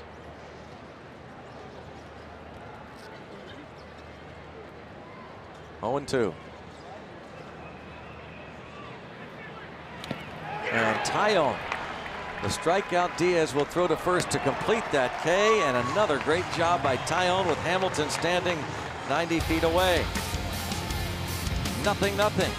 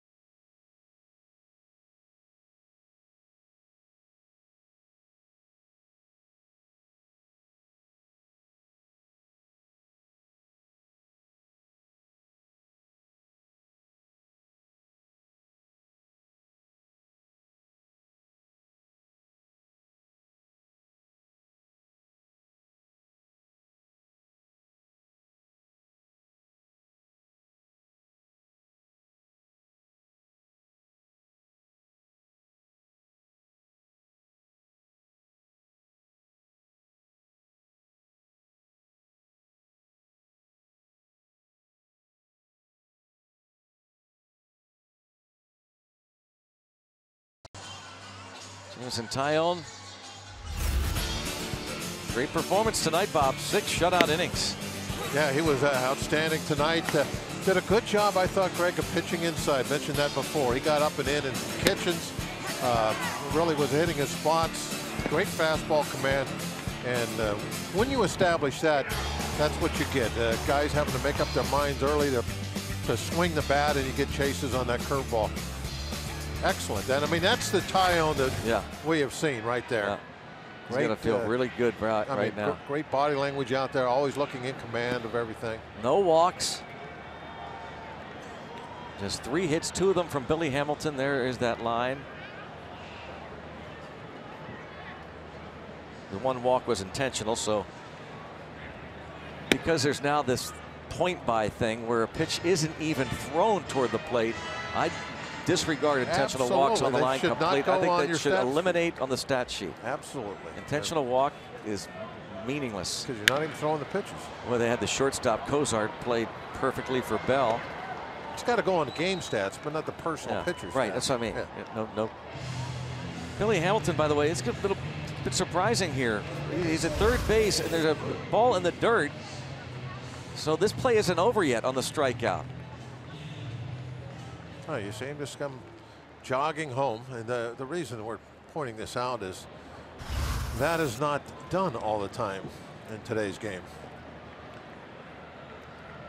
Sorry to say that, but the play is not over. So if a ball's mishandled there by Diaz or Bell at first, if you're not at least heading home,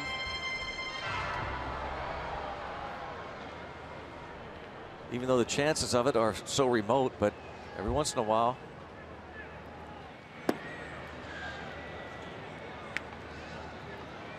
Can score a run that way. Ball and a strike on Freeze. Then you have further to jog, though, when you get back to go to your position. And Freeze is hit by the pitch on the hand.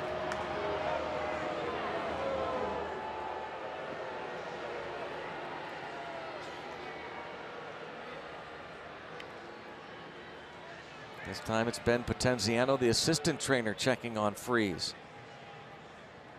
Josh Harrison forced to leave the game. Yeah, remember going back, you mentioned it earlier, Greg, in Cincinnati, about when Kutch was trying to call time. They weren't giving it to him. And one of the reasons that Kutch gave was because he just got dropped by an up and in pitch, and he wasn't comfortable yet getting back into the box. Well, Mahle is really kind of setting a little precedent now that in these first 2 games that he's not afraid to come up and in. And we'll watch again and listen as Freeze is hit. You hear him yell, "Ow!"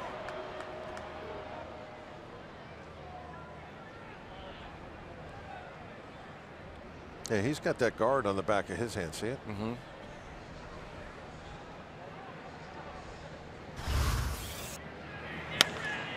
Now Diaz pops it up with a second out. I'm sure there's some people at home watching that replay thinking, wow, he kind of swung at that pitch. Does that matter? And it does. They could have asked if he swung at that. Just a reminder, as you enjoy a cold one, to look forward to Miller Time later in the game. Brought to you by Miller Lite.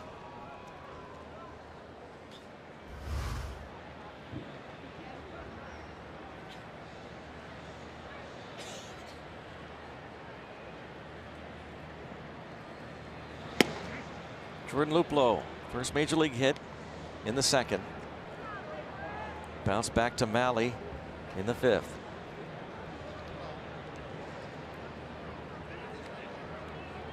Nothing in 1 with 2 outs and a scoreless game. And a little up and in there. Miller Time.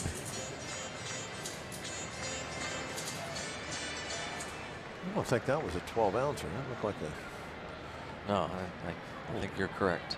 A little taller than the average beer. You're very deceptive. That's, I mean, and insightful. That's what you are, yeah. And deceptive, actually. That can be deceptive.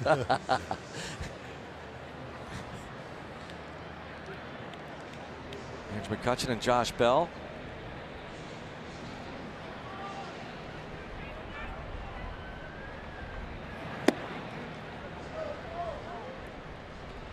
Two and two. So Tyler Mahle pitching shutout ball. This right-hander from Newport Beach, California, 7th round pick 4 years ago, turns 23 years old later this month. Second major league start. Started the year Double-A Pensacola in the Southern League, went 7-3 with a 1.59 ERA. Promoted to the Louisville Bats, the International League. 10 starts, 273 earned run average.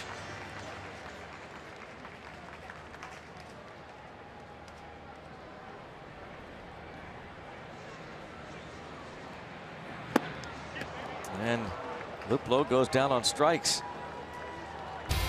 Still a 0-0 game.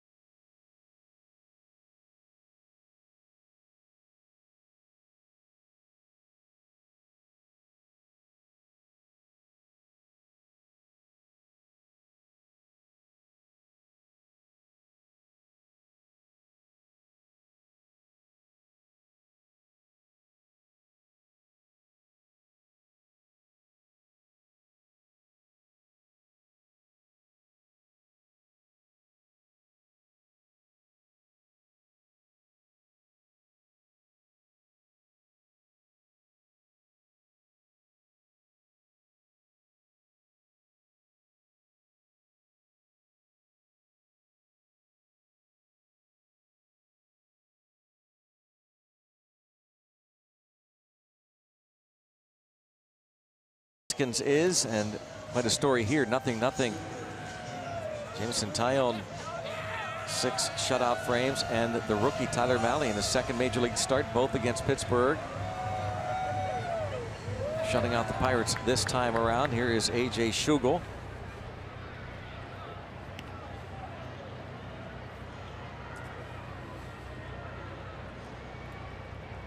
Scooter Gennett, one of the 3 hits for the Reds tonight.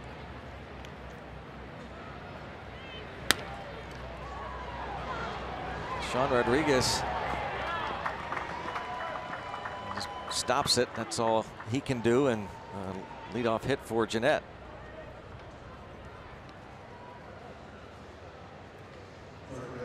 Scores going on the lowdown right now. The Nationals and the Brewers tied up at 1.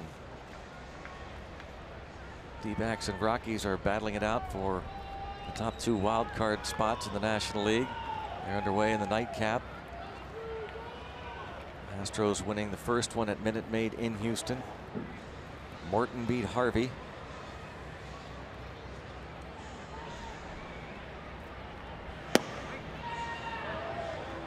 Suarez takes the strike.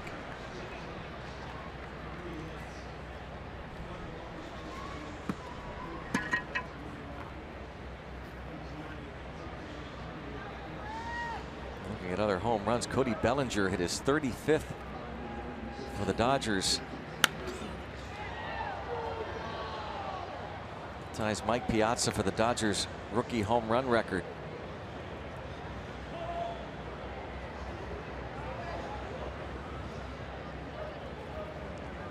Padres win it 6-5. First game of their doubleheader.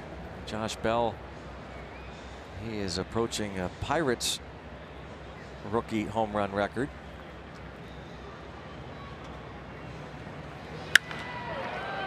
McCutchen. As Suarez lines out to center. Brings up the rookie Philip Irvin. Well, you won't want to miss the Slice Family 4-pack. Ticket package gets you 4 tickets to Sunday through Thursday Pirates home games. A large one-topping pizza from Slice on Broadway and 4 fountain drinks. So enjoy a family day out with the Slice Family 4-pack for only $100. Go to pirates.com/slice. Pick up yours today. Guys on top of the Green Monster here. Big fans of the Slice on Broadway. Wet Chad night up Troy on top up there. Troy Hill. That is.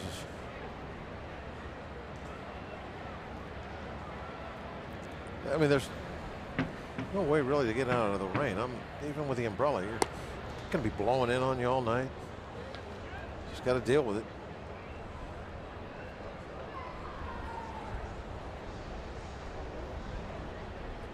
Billy has to deal with it. Yep.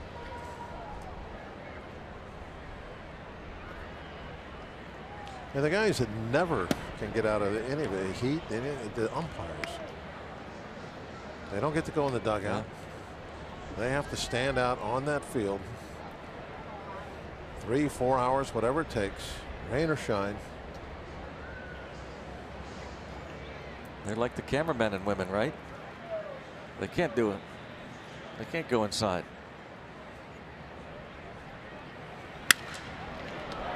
Yeah, a little broken bat, base hit.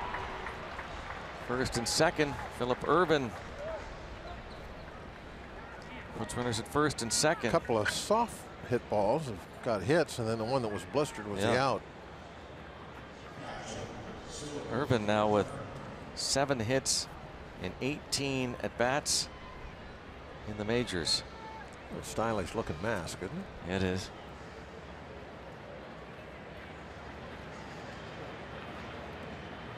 Angel Hernandez behind the plate. Ted Barrett, the crew chief. Uh-oh, it's a sign. For Yeah, it is. What does that mean? John Tumpain and Sean Barber are all. They all touched the bill of their hat.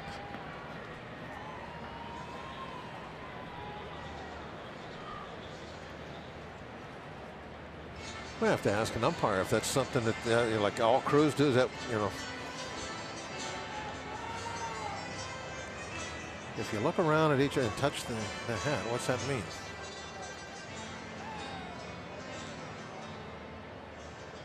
Let's figure that out. While we do that, it was like check the Nissan Road Ahead. Oh, that's what it is. It's time for the Nissan Road Ahead promo. They were signaling to us? Yes. Oh. Sal Romano tomorrow against Trevor Williams, the concluding game of the series. Keep your eyes on the road ahead. That's what it was. Oh, I get it now. Okay. Stay focused.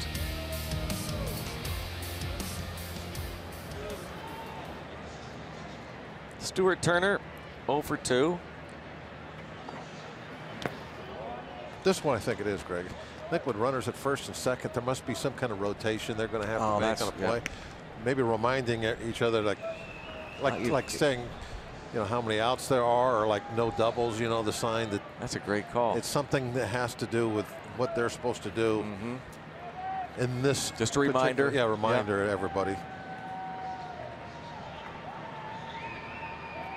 Now, did you know that right away, or were you thinking about it? I've been thinking about it all the time. That's got to be it. When you were doing the road ahead, I was like running. You really didn't think it was the road ahead, did you? You just were playing along with me. Kind of. Yeah.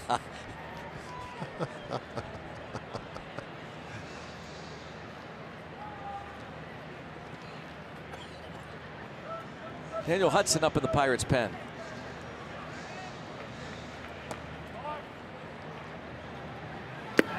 And 3-0. Little danger spot here in a 0-0 ball game.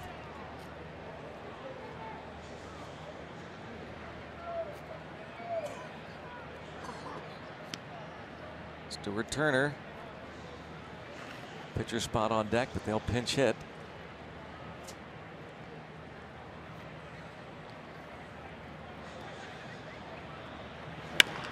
Swinging away on the 3-0. 1-2 as Rodriguez hangs in there. Well done. They give the rookie catcher Stuart Turner the green light, and he bounces into the inning-ending double play.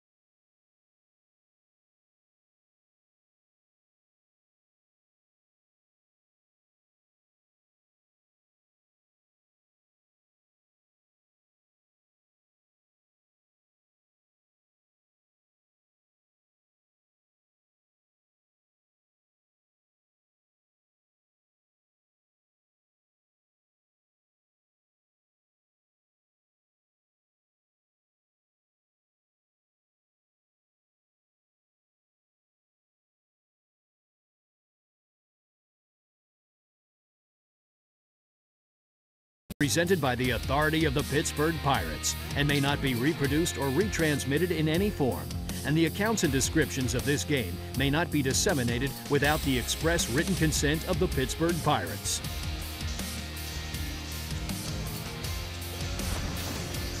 So still 0-0. Head to the bottom of the 7th inning. Number 21 for the Cincinnati Reds, Michael Lorenzen, will be coming on to replace Tyler Mahle.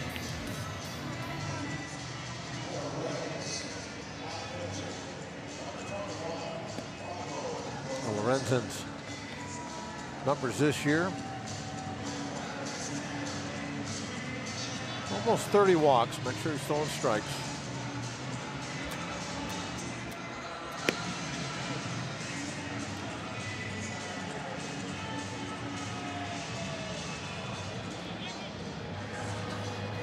A.J. Schugel got that double play ball on the 3-0 pitch. Stuart Turner bouncing to David Freese and getting the double play with Scott Schebler waiting on deck. It's one of the pluses of falling behind in the count in that scenario is the hitter starts feeling good about himself, starts getting aggressive, and he wants to pull the ball. And what happens when guys pull the ball? That adds to their chances of putting it on the ground, which is what you're looking for, a chance at a double play. So pulled the ball on the ground, inning was over.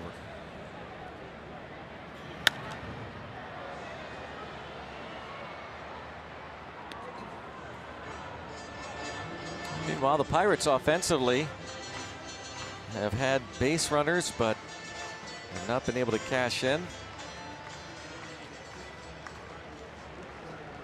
Mahle retired the side in order only once. That was in the 3rd.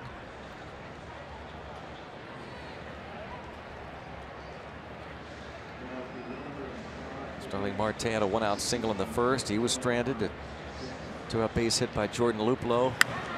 The next inning, he was stranded. First pitch, the first out will be to the shortstop Cozart.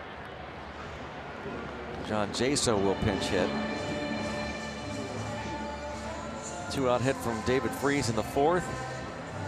And the Pirates loaded the bases with 2 outs in the 5th, but Andrew McCutchen flied out against Mahle. And David Freese hit by a pitch last inning. He was stranded.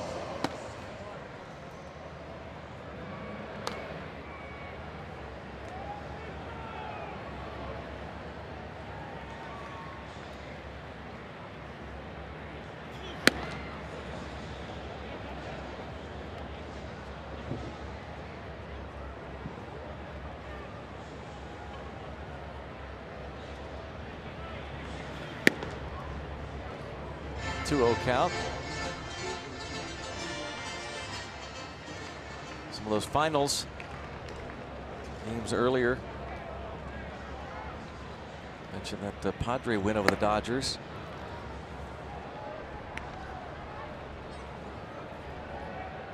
Dodgers have now lost 7 of their last 11.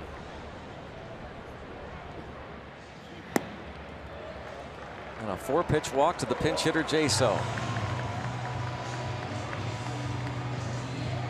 Sean Rodriguez will come to the plate for the first time. Josh Harrison forced to leave after he was hit by a pitch in the 5th.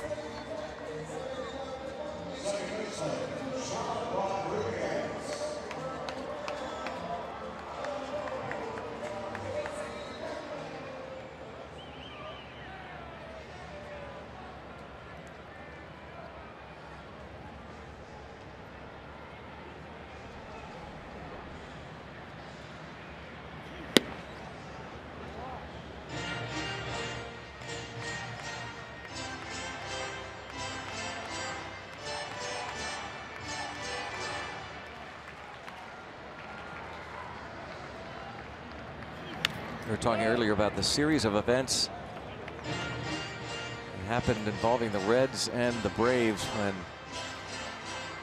Sean Rodriguez was hoping to play somewhere every day. The Pirates reportedly made an offer and he was a free agent, but the Braves signed him to a 2-year deal to play second base almost every day. Then he and his wife and 2 of their children involved in that horrific car accident, and Angel Hernandez calls him out on strikes.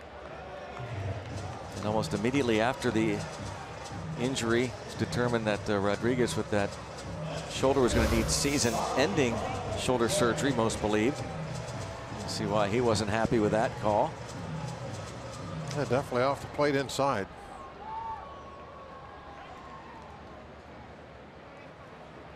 Two outs. The Braves move to acquire Brandon Phillips right away from the Reds. The Reds have been trying to deal Phillips for at least the last couple of years. He had the no trade clause, and this time finally waived it, went to Atlanta. And now he is with the Angels, as Bob mentioned, for former Pirate catcher Tony Sanchez. Broken bat. Now, did he have no trade clause because he was a 10-5 guy? I think so. So then once he gets to Atlanta, he loses that. Is that right? He's no longer a 10-5 guy. Oh, that's true. Yeah. So that's right. Boom. Now that's right. Now he's with the Angels. If the clause wasn't written into his contract, well, I don't know that for sure, but I was just wondering about you wonder that if you was trade right away.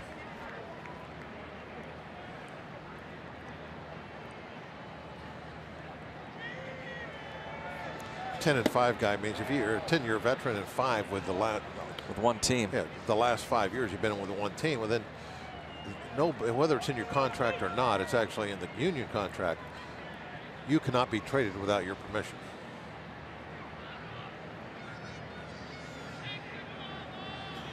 I wonder, can you agree? Can you lift the no trade and agree to a deal, say Phillips goes to Atlanta, under the condition that I don't get traded?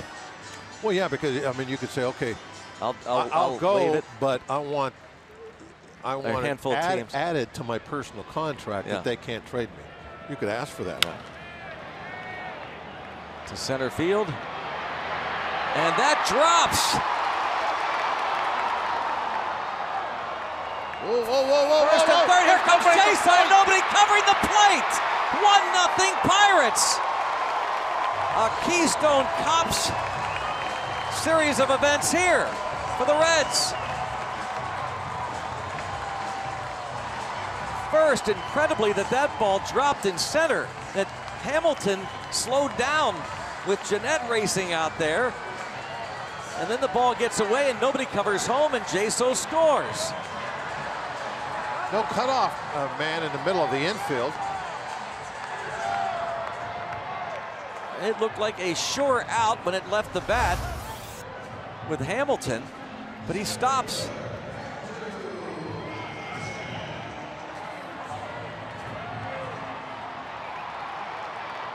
Now this is Irvin picking the ball up.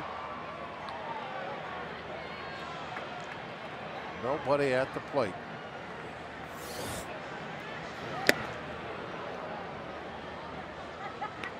Yeah, it's just one of those those plays. The only thing I think they could have done there is Votto's got to cut that ball at the mound. It looked to me like he was late getting there. Maybe anticipating that the last thing that they're going to have when this ball is hit is a play at the plate, but that's what it ended up being.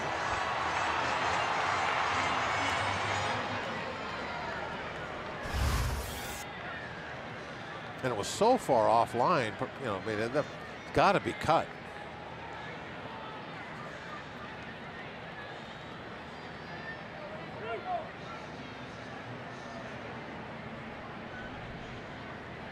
I'm not sure where he was throwing that ball.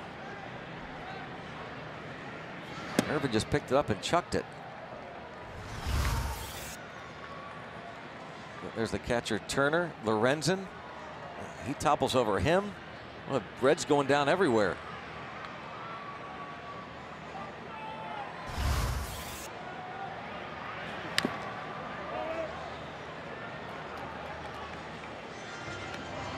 Two and two on McCutchen.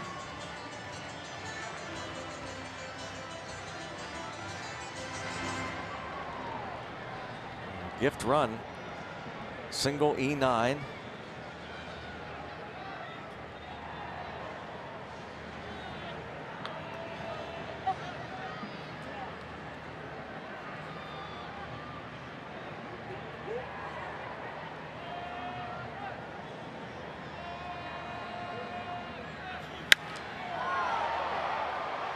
Now Irvin. We're out number 3. A 1-out walk to Jaso and a trip around the bases on the pop-up to shallow center.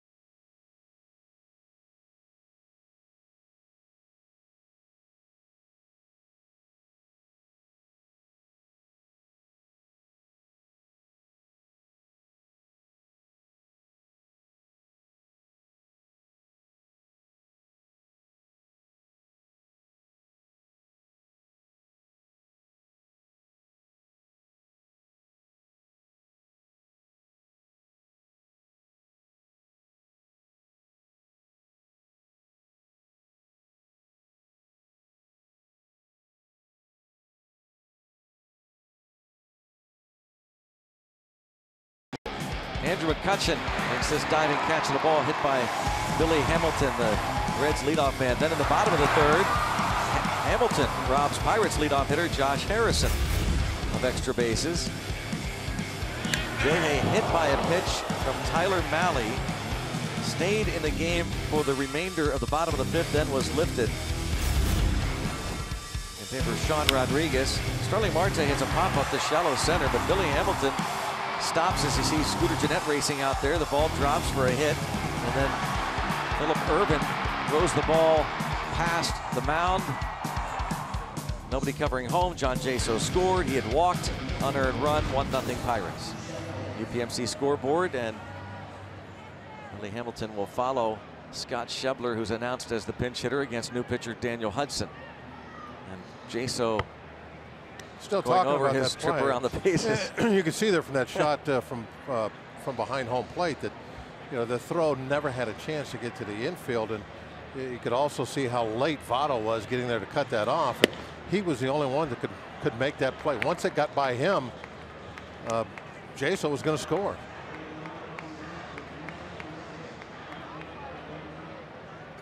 So that was that. When the throw is heading toward the other team's dugout, it better get cut off.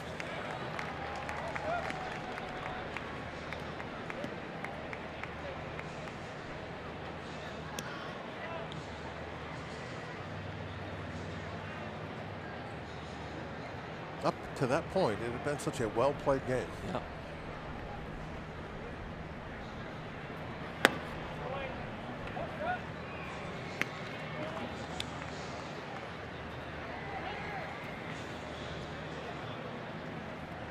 Schebler batting for Lorenzen. Of course, you know what Votto would say about that play. Why was it thrown at the other team's dugout? Yeah.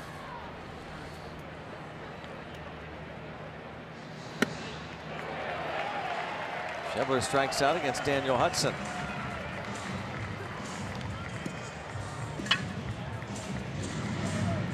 Green Park University tweet, little Pittsburgh ease. That ball was slippy.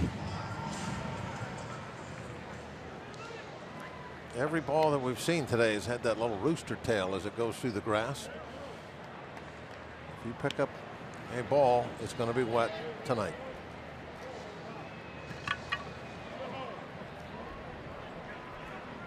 Surprisingly, we've seen really a lot of good throws tonight up until that moment.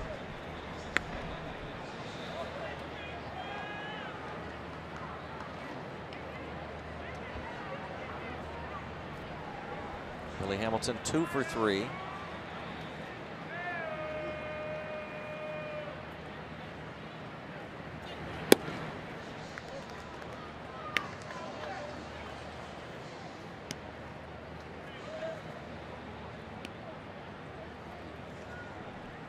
Pirates trying to pull this off despite the fact that he has 2 hits. The Reds are 31-10 against the Pirates in his career when he has at least 1 hit. 5-12 in games where he doesn't get a hit. Going against the grain. Taillon did a great job of pitching once he got on base. Would not let him come home.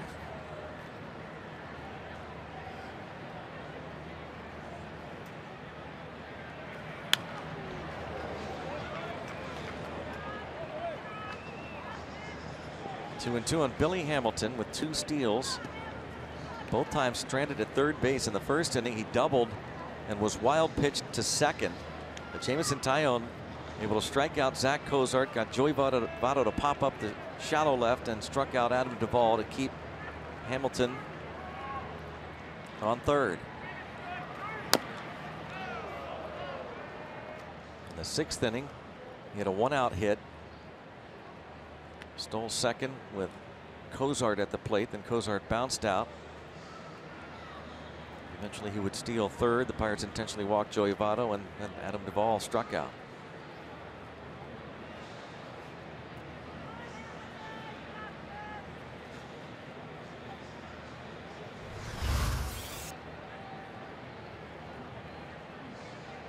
Fast guys don't like that.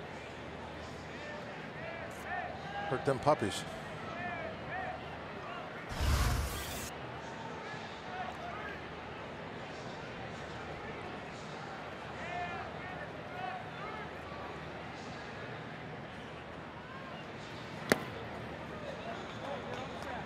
And 2.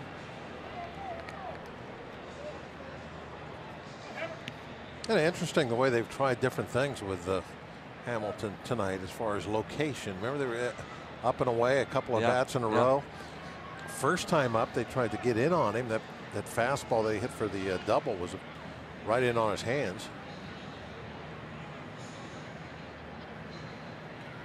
And now it looks like they're, all of these pitches, except for maybe a couple of the 7, are all downstairs. And they lose him. Hudson was hoping for a clean inning, but a 1-out walk. Another chance to throw out Hamilton. That's an area that Daniel Hudson definitely wants to improve upon for next year. The 27 walks and 52 innings. And yep, Elias Diaz is going to be tested for sure.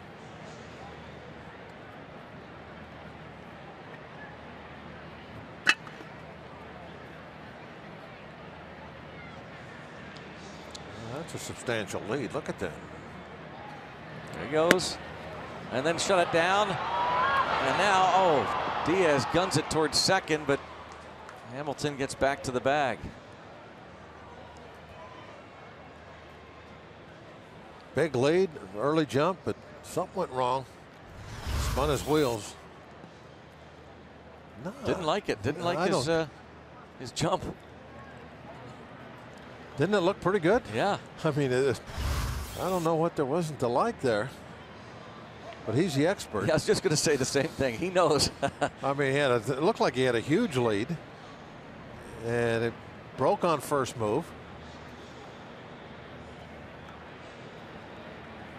And now his lead, not nearly as great as it was.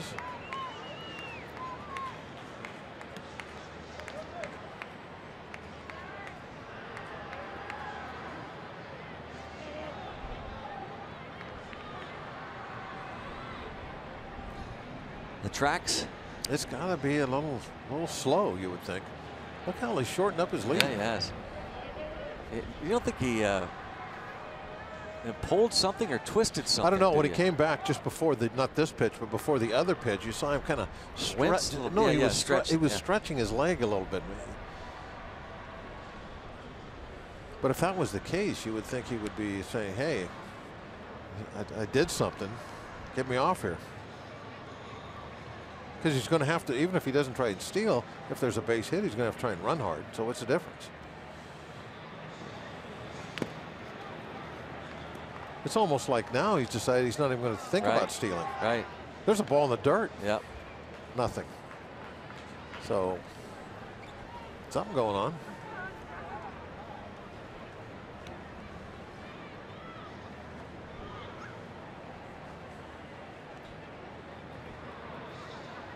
Got the pants tucked into the back of the shoes.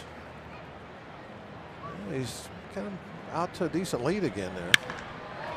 Line to center. And Andrew McCutchen, another sliding catch. This time went back to the feet first. Yeah, slide. that was the one we're used to seeing right there.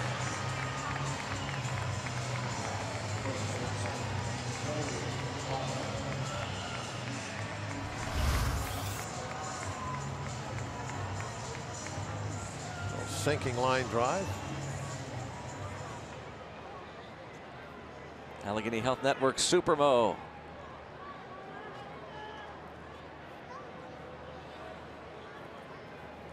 Daniel likes it.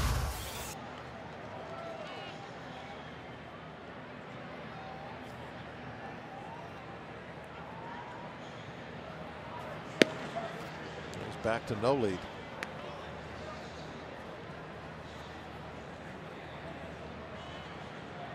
Well, Hamilton's got me confused.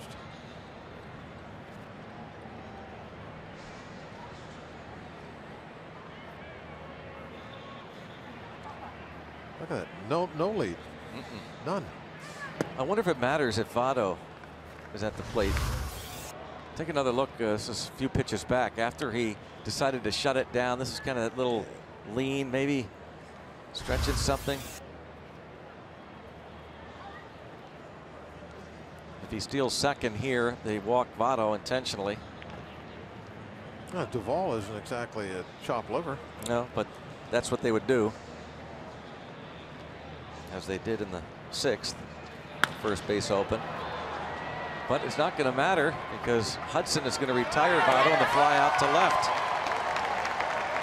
Pirates scored an unearned run in the bottom of the 7th inning and trying to get an insurance run or two.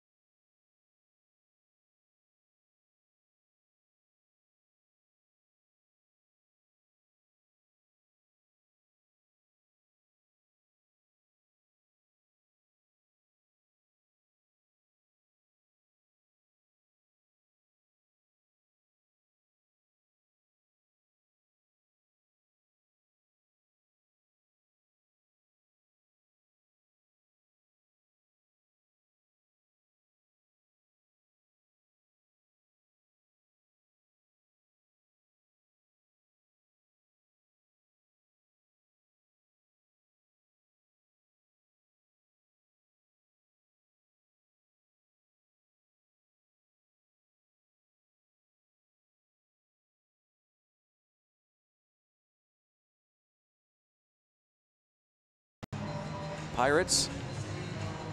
An update from the clubhouse on Josh Harrison, who was hit by this Tyler Mahle pitch in the 5th. Allegheny Health Network injury update. And Josh Harrison was removed from this evening's game after being hit by a thrown pitch on the left hand. He is currently being examined and treated by the team doctors, awaiting additional consultation by the orthopedic hand specialist.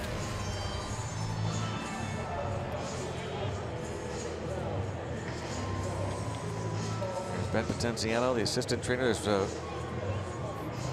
getting more crowded by the day in that dugout. Brian Housen is the athletic training coordinator in the Pirate system. We saw Justin Message in there, the pitching coordinator throughout the Pirate system. Wandy Peralta in the ball game now. Decent numbers this year. A lot of games, 62. Lorenzen gives up the unearned run in his 1 inning.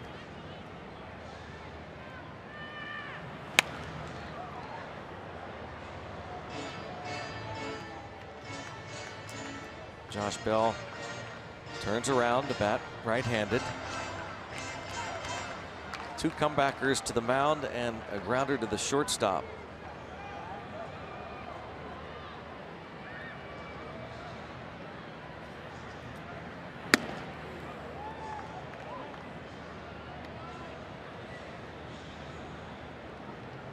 Josh Bell t-shirts given away. Kind of a combo rain hat t-shirt. Popped up, Votto. Oh, nice little play there by Joey Votto.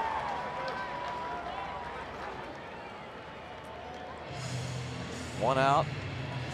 Join the Pirates this Wednesday, Roberto Clemente Day, a pregame Pirates Fiesta. Tickets are only $25 and include a pregame event with refreshments and live music, a ticket to the Pirates Cubs game, plus an exclusive Roberto Clemente 21 cap.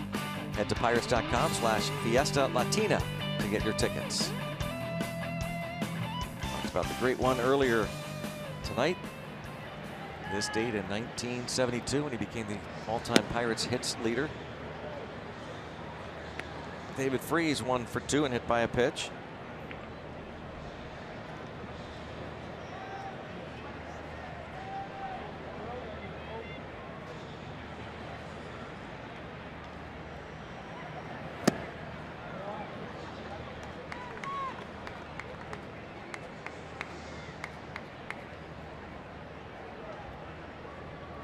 Yeah, I wonder why everybody that goes up there doesn't wear one of those gloves like Freese has, with that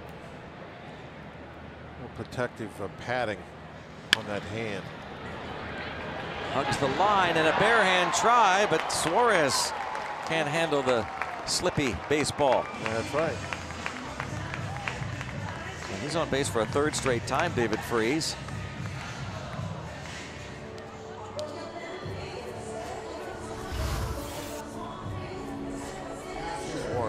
Very deep in that situation. He had quite a ways to come. Even if he picks this up, I don't know, Greg. I don't think he's going to throw anybody out. He's going to probably put that in his pocket.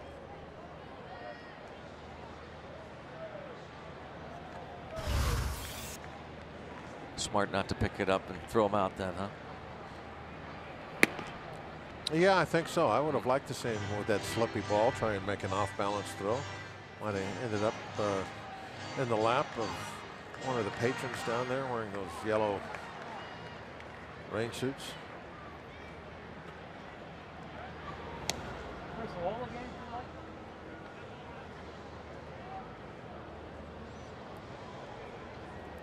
There you see the slickers. The slickers. Kind of like trash bags with hoods on them.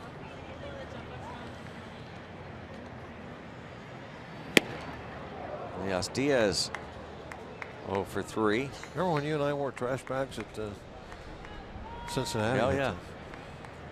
That was your invention. It was freezing. Was that the old... No, that was at Great American Ballpark.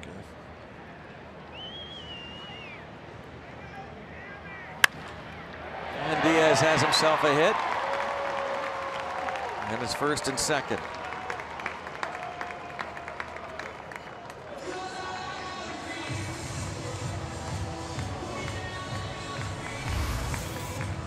This one's going to be slippy. Fights its way through that wet grass.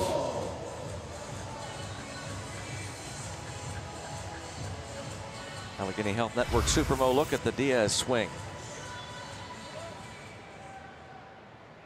Jordan Luplow now could pick up his first major league ribby. It is Felipe Rivero getting ready.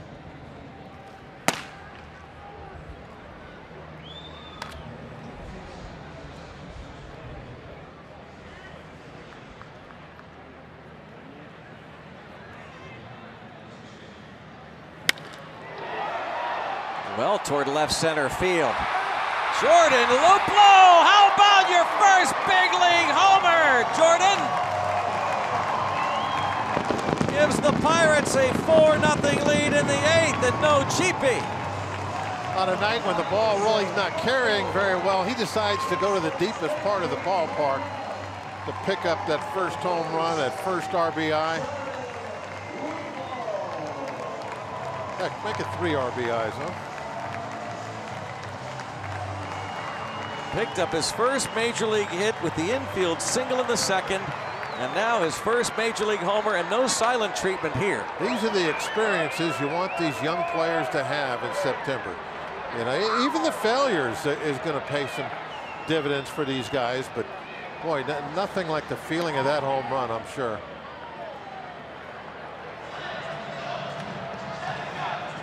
His third major league start. Entered the game hitless in his first 12 at-bats in the big leagues.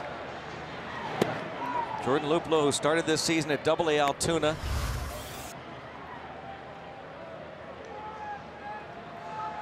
Ended up with 23 homers in the minors, combined AA, AAA. Well, that home run showed he's got pretty good pop, you know, to go over the 410 sign here. On a wet, misty evening like this with a little bit of breeze blowing straight in his face. You know what's interesting too there, Bob? I mean, I can't imagine there's a minor league ballpark that has a deeper home run wall where that ball was hit. And so when he hits that ball, he's thinking that is way gone, you know? Yeah. You talk about the experiences about all these different major league ballparks. Well, this is a tough ballpark for right-hand hitters. So watch, he hits this, he thinks, man, that's way gone. And that's a bomb, a line drive. Home run over the left center field wall. 4-0 Pirates' first major league home run for Jordan Luplow. Trying to negotiate with that gentleman for the ball.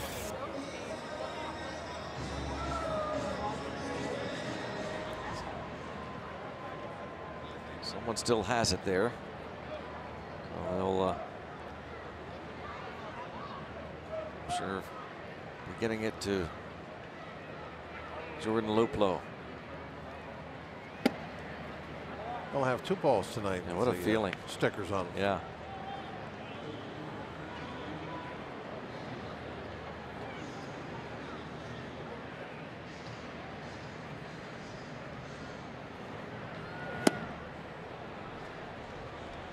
Jose Osuna pinch hitting. Uh-oh, they didn't like what they saw. Wandy Peralta right away. You saw Stuart Turner call out one of the trainers. Last pitch, they saw something. Eugenio Suarez translating.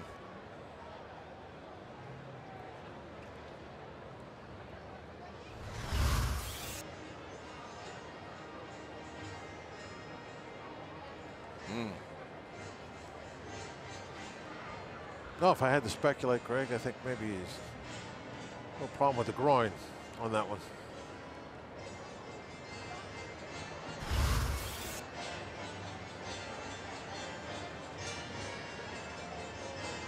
Jordan Luplow hits the home run.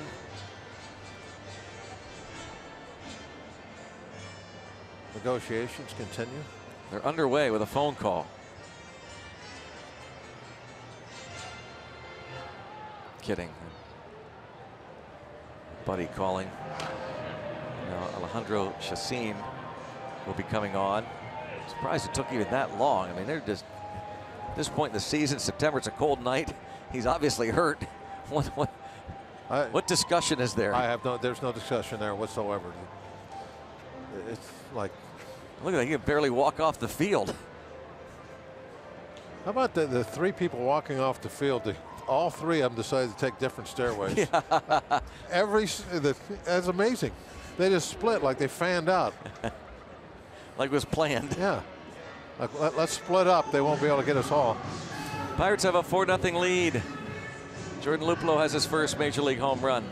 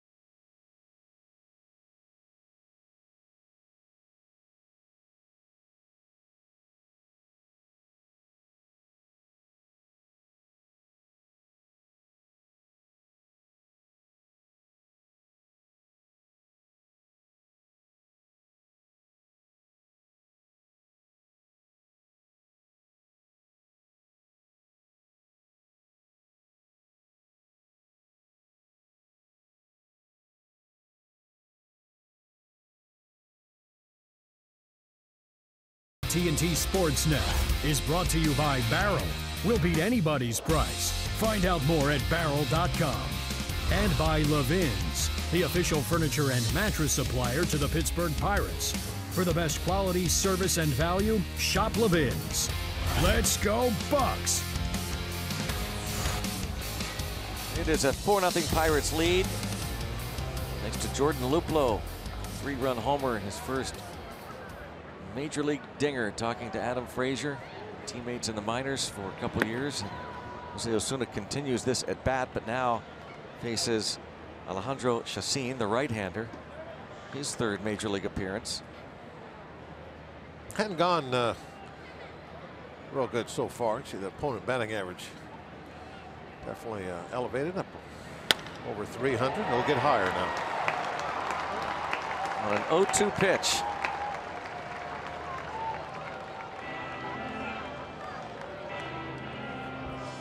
A 1-2 pitch.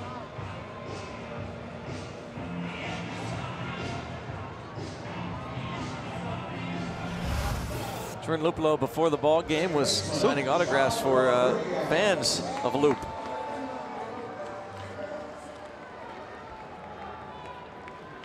And they were on hand to see his first major league home run. The Loopers. The caddy, you know, Looper. Sean Rodriguez hit by the pitch. Well, looks like Angel Hernandez is asking him, did it get you? Maybe not. Sounded like it did.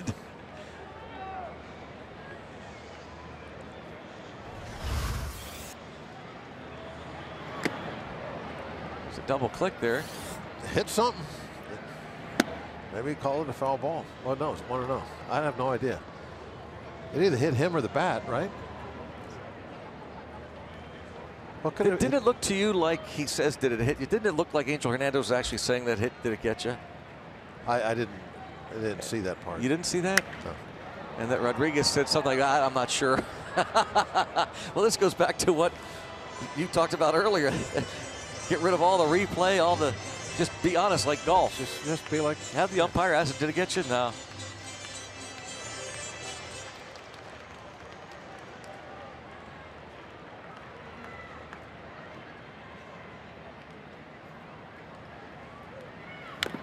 Two and two.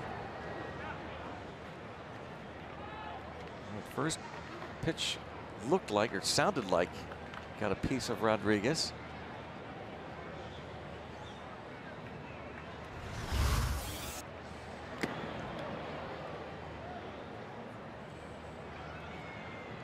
It looked like Hernandez said to get you. Maybe Rodriguez saying, nodding like it did. Oh well. 3 and 2. Rodriguez would prefer an RBI against the rookie, Chacin. Marte on deck. No save situation now. The Pirates have added on some insurance. And toward left center field. And he gets the hit rather than the hit by pitch. Mercer held at third.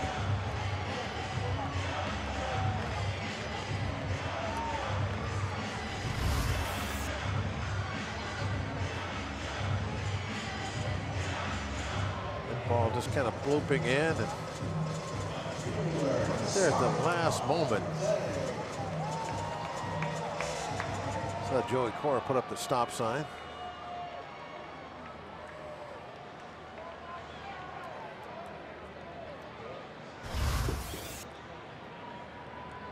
Carmen, baseball gods. Yeah. Gave him that hit. 1, and they will not get 2. They'll just get the 1, and Marte will get the RBI. 5-0.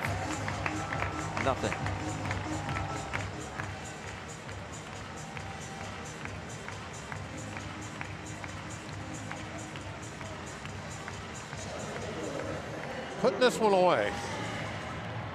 We'll make the 9th inning kind of anticlimactic. Nice, comfortable lead now.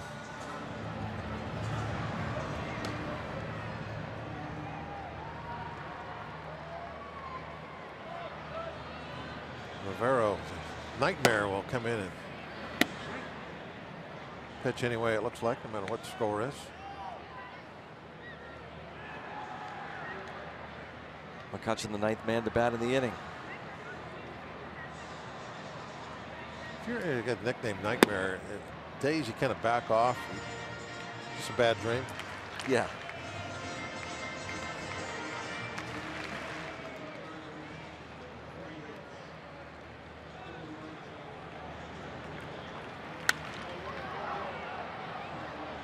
Toward the corner and out of play.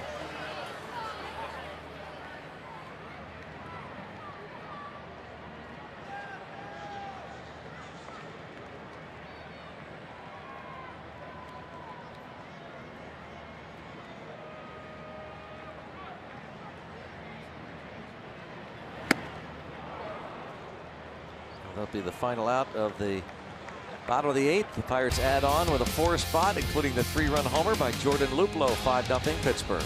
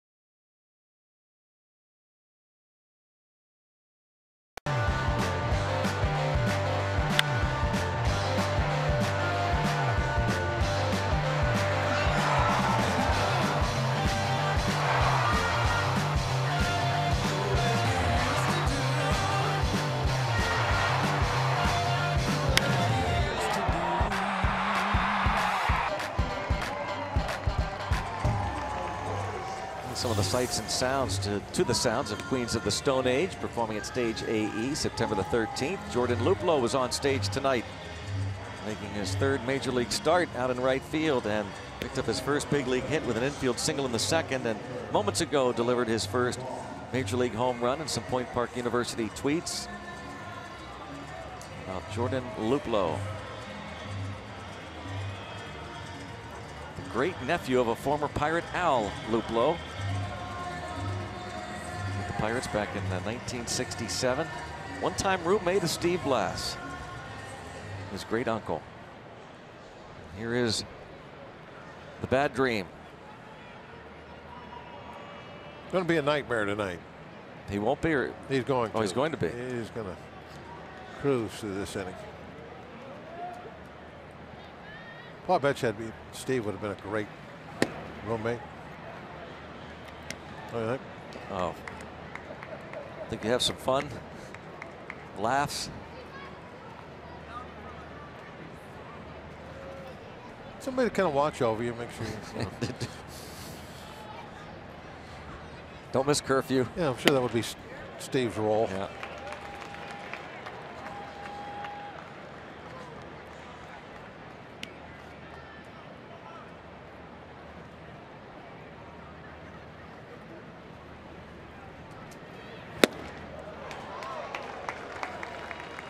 Adam Duvall 0 for 3 against Jamison Tyone.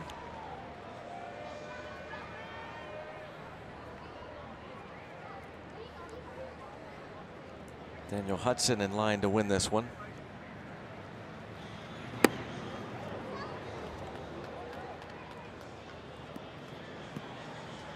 No, that's not right. I'm sorry. Correction. A.J. Schugel pitched the scoreless top of the 7th. Got that double play ball. How important was that? First and second, as Sean Rodriguez ranges to his left on the other side for the out. 7th inning, A.J. Schugel with 1 out, had runners at first and second, and was down in the count to Stuart Turner, 3-0, with Scott Schebler waiting on deck. And Turner swinging at the 3-0 pitch, bounced into an inning-ending double play. Kept the game scoreless. Pirates scored the unearned run in the bottom of the 7th off Michael Lorenzen. And thanks to the 4-spot no-save opportunity tonight for Felipe Rivero.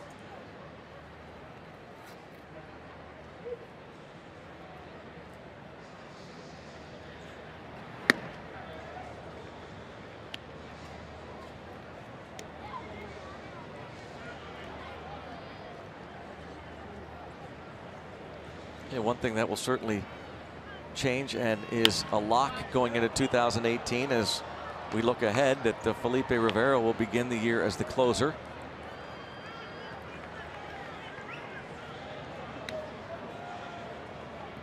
So you'll have that part of 9 innings taken care of, the very back end. Very shaky early this year. And the Pirates, after moving Tony Watson out of that role, talked about how they were going to mix Nicasio and Rivero. 100 miles an hour to Scooter Gennett. The mix ended up being like 2 cups of Rivero and a pinch of Nicasio. Yeah. Quickly took over that role. And tomorrow, the Pirates and Reds conclude the 3-game series. Will be the rubber match. Reds will send out Sal Romano, the rookie. Took the loss earlier this year to the Pirates. And the Pirates will counter with a rookie, Trevor Williams. Coverage starts at 1 o'clock. Pirates pregame presented by WB Mason.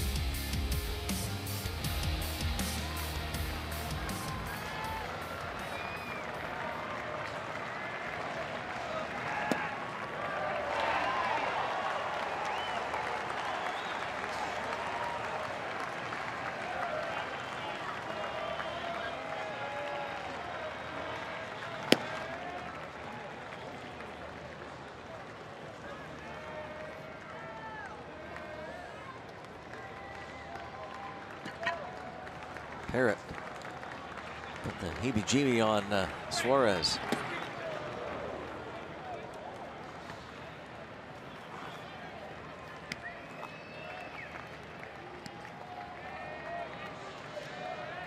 Jordan Luplow. What a feeling. His team up 5-zip.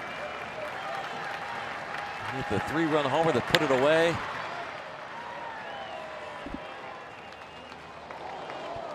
A lot of phone calls coming tonight. Back to family and friends in California. Still early out there. Plenty of time.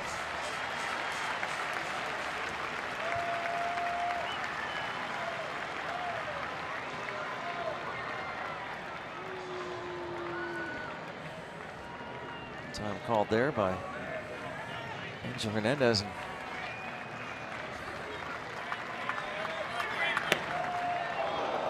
Now 3-2.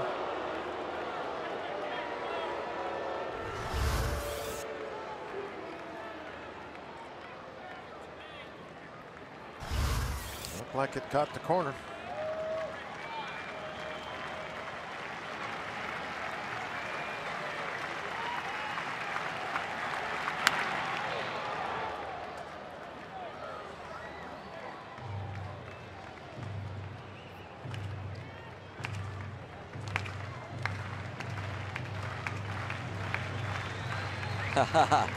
Philip Rivers says Rivero rules the ninth. Along the banks of the Allegheny, here's Powder River. 98 miles an hour, check swing, Tapper on to first, raise the Jolly Roger. Pirates blank the Redlegs. Well pitched, well played game by the Pirates. Everything was there. Got the defense. Got the great pitching by Tyone. The control was fantastic. He looked right back to being his old self, and that young man, first big league home run. Beautiful night, a little rainy, a little damp, but it's going to be all smiles. And to talk about it, back to Dan Potash and Teak. All right, gentlemen, thank you very much. You know, in a game in which we saw great defense on both sides, from the Reds and the Pirates, it's almost a shame that it was an error that ended up deciding the game as far as the game-winning run is concerned. But sometimes, I mean, that's the way it goes. Yeah, and you know, and usually when you have such a good defensive game being played on both sides, that's kind of what happens. Now, it's odd that it happened on a night like tonight, where basically it was raining through a whole large part of this ball game. The field was wet all night long. You would expect more mistakes, but there weren't. Both teams played great defense, but the one error in the seventh inning gave the Pirates the opportunity to score the one run that they needed, and then they added on 4 in the ninth. But that was the one that really broke the Reds back. And with taking 2 of 3 from the Reds last weekend in Cincinnati, the Buccos now even in this series, a chance to take another series from a team that's really had their number all season long. Yeah, I mean, about every game that you're winning is causing you to win a series. 4-10 coming into this one. So a chance to go at least 5-10 against the Reds and win the last 2 series of the year. All right, for more on tonight's game, let's go back downstairs where Robbie Inzbikowski is standing by with another new face. Robbie? Yeah, it's Jordan Luplow. How about this? In his first at-bat tonight, he gets his first career hit. And in his last at-bat tonight, he hits his first career home run. Jordan Luplow, what a night it was for he and the Pittsburgh Pirates. Now, Jordan, your first career hit, first career home run. How do you describe the events? Well, first, we'll discuss how cold you might be right now, but I have a couple dry towels for you at least. What's going on with that, man? How's that feel? It feels great. You know, I was just thinking how proud my Papa John would be if he was still here, and it's kind of what I thought about as I was going around the bases. At what age did you think it would be cool to hit a big league home run, and what was it like doing it in reality? Ever since I was born, you know, ever since I started playing baseball, but for it to become a reality is unreal. How about Players Weekend was last week, and I know you weren't here with the team, but you mentioned your father, John. We talked to him in San Diego, and he shed tears when you made your big league debut at Petco Park out there. How much did their support, your parents, your sister, the rest of your family, mean to help getting you here? Man, they've been there every step of the way, every travel ball, every weekend, you know, when I was younger, taking me everywhere, and, you know, it's really cool to share this experience with them. You were first pitch swinging, and it went over the deepest part of PNC Park. What went into that pitch? How'd you see it, and what were your thoughts as soon as you made contact? You know, I was just trying to get a good pitch hit and be aggressive, and I just happened to square it up, and I knew it was the deepest part of the park, so I had to run a little bit, didn't know if it was going to get out or not. How about when you look at your first stint here? You didn't get a hit, you take a while, you work your way back to the big leagues, and then you finally get it. What was the key to persistence for you mentally? Just keep grinding, just in the cage, putting in work, and then once I got that first one out of the way, it kind of felt like weight off my shoulders. Last thing, a couple innings ago, we saw signs out there that said, Loop, you were signing for some young fans you have. How cool is that in a big league ballpark? Yeah, it was pretty cool. Jordan Luplow, everybody. First big league hit, first big league home run. Congratulations. Thank you. He's very cold and he's very wet, Dan. We'll let him get in there and get showered. All right, just one of many young faces we've seen in 2017 that have had their first big moment in the big leagues. And of course, when you talk about big moments, we promised it to you earlier in the game. It's Miller time, presented by Miller Lite, and it revolves around Jordan Luplow, first peak with his first major league hit in the second inning. Yeah, an infield single right here. Cozart makes the play, but not able to get a throw off the first base. So that ball is retired. That will go under the Luplow jump. And then, you know what, if negotiations went well, this one will also. The one in the left field stands. So Jordan Luplow not only is going to go home with his first major league hit, his first major league home run, but a couple souvenirs to put on the shelf that he will never, ever forget. Look, it's the Luplow Loonies already lining up for autographs from number 47. Well done. All right, we are just getting started here on Pirates postgame. You'll hear from manager Clint Hurdle. You'll also take inside the Pirate clubhouse to hear from the Buccos about tonight's 5-0 win. Extended highlights and analysis from Kent Colby. That and out-of-town highlights and so much more coming your way next on Pirates postgame, presented by Allegheny Health Network.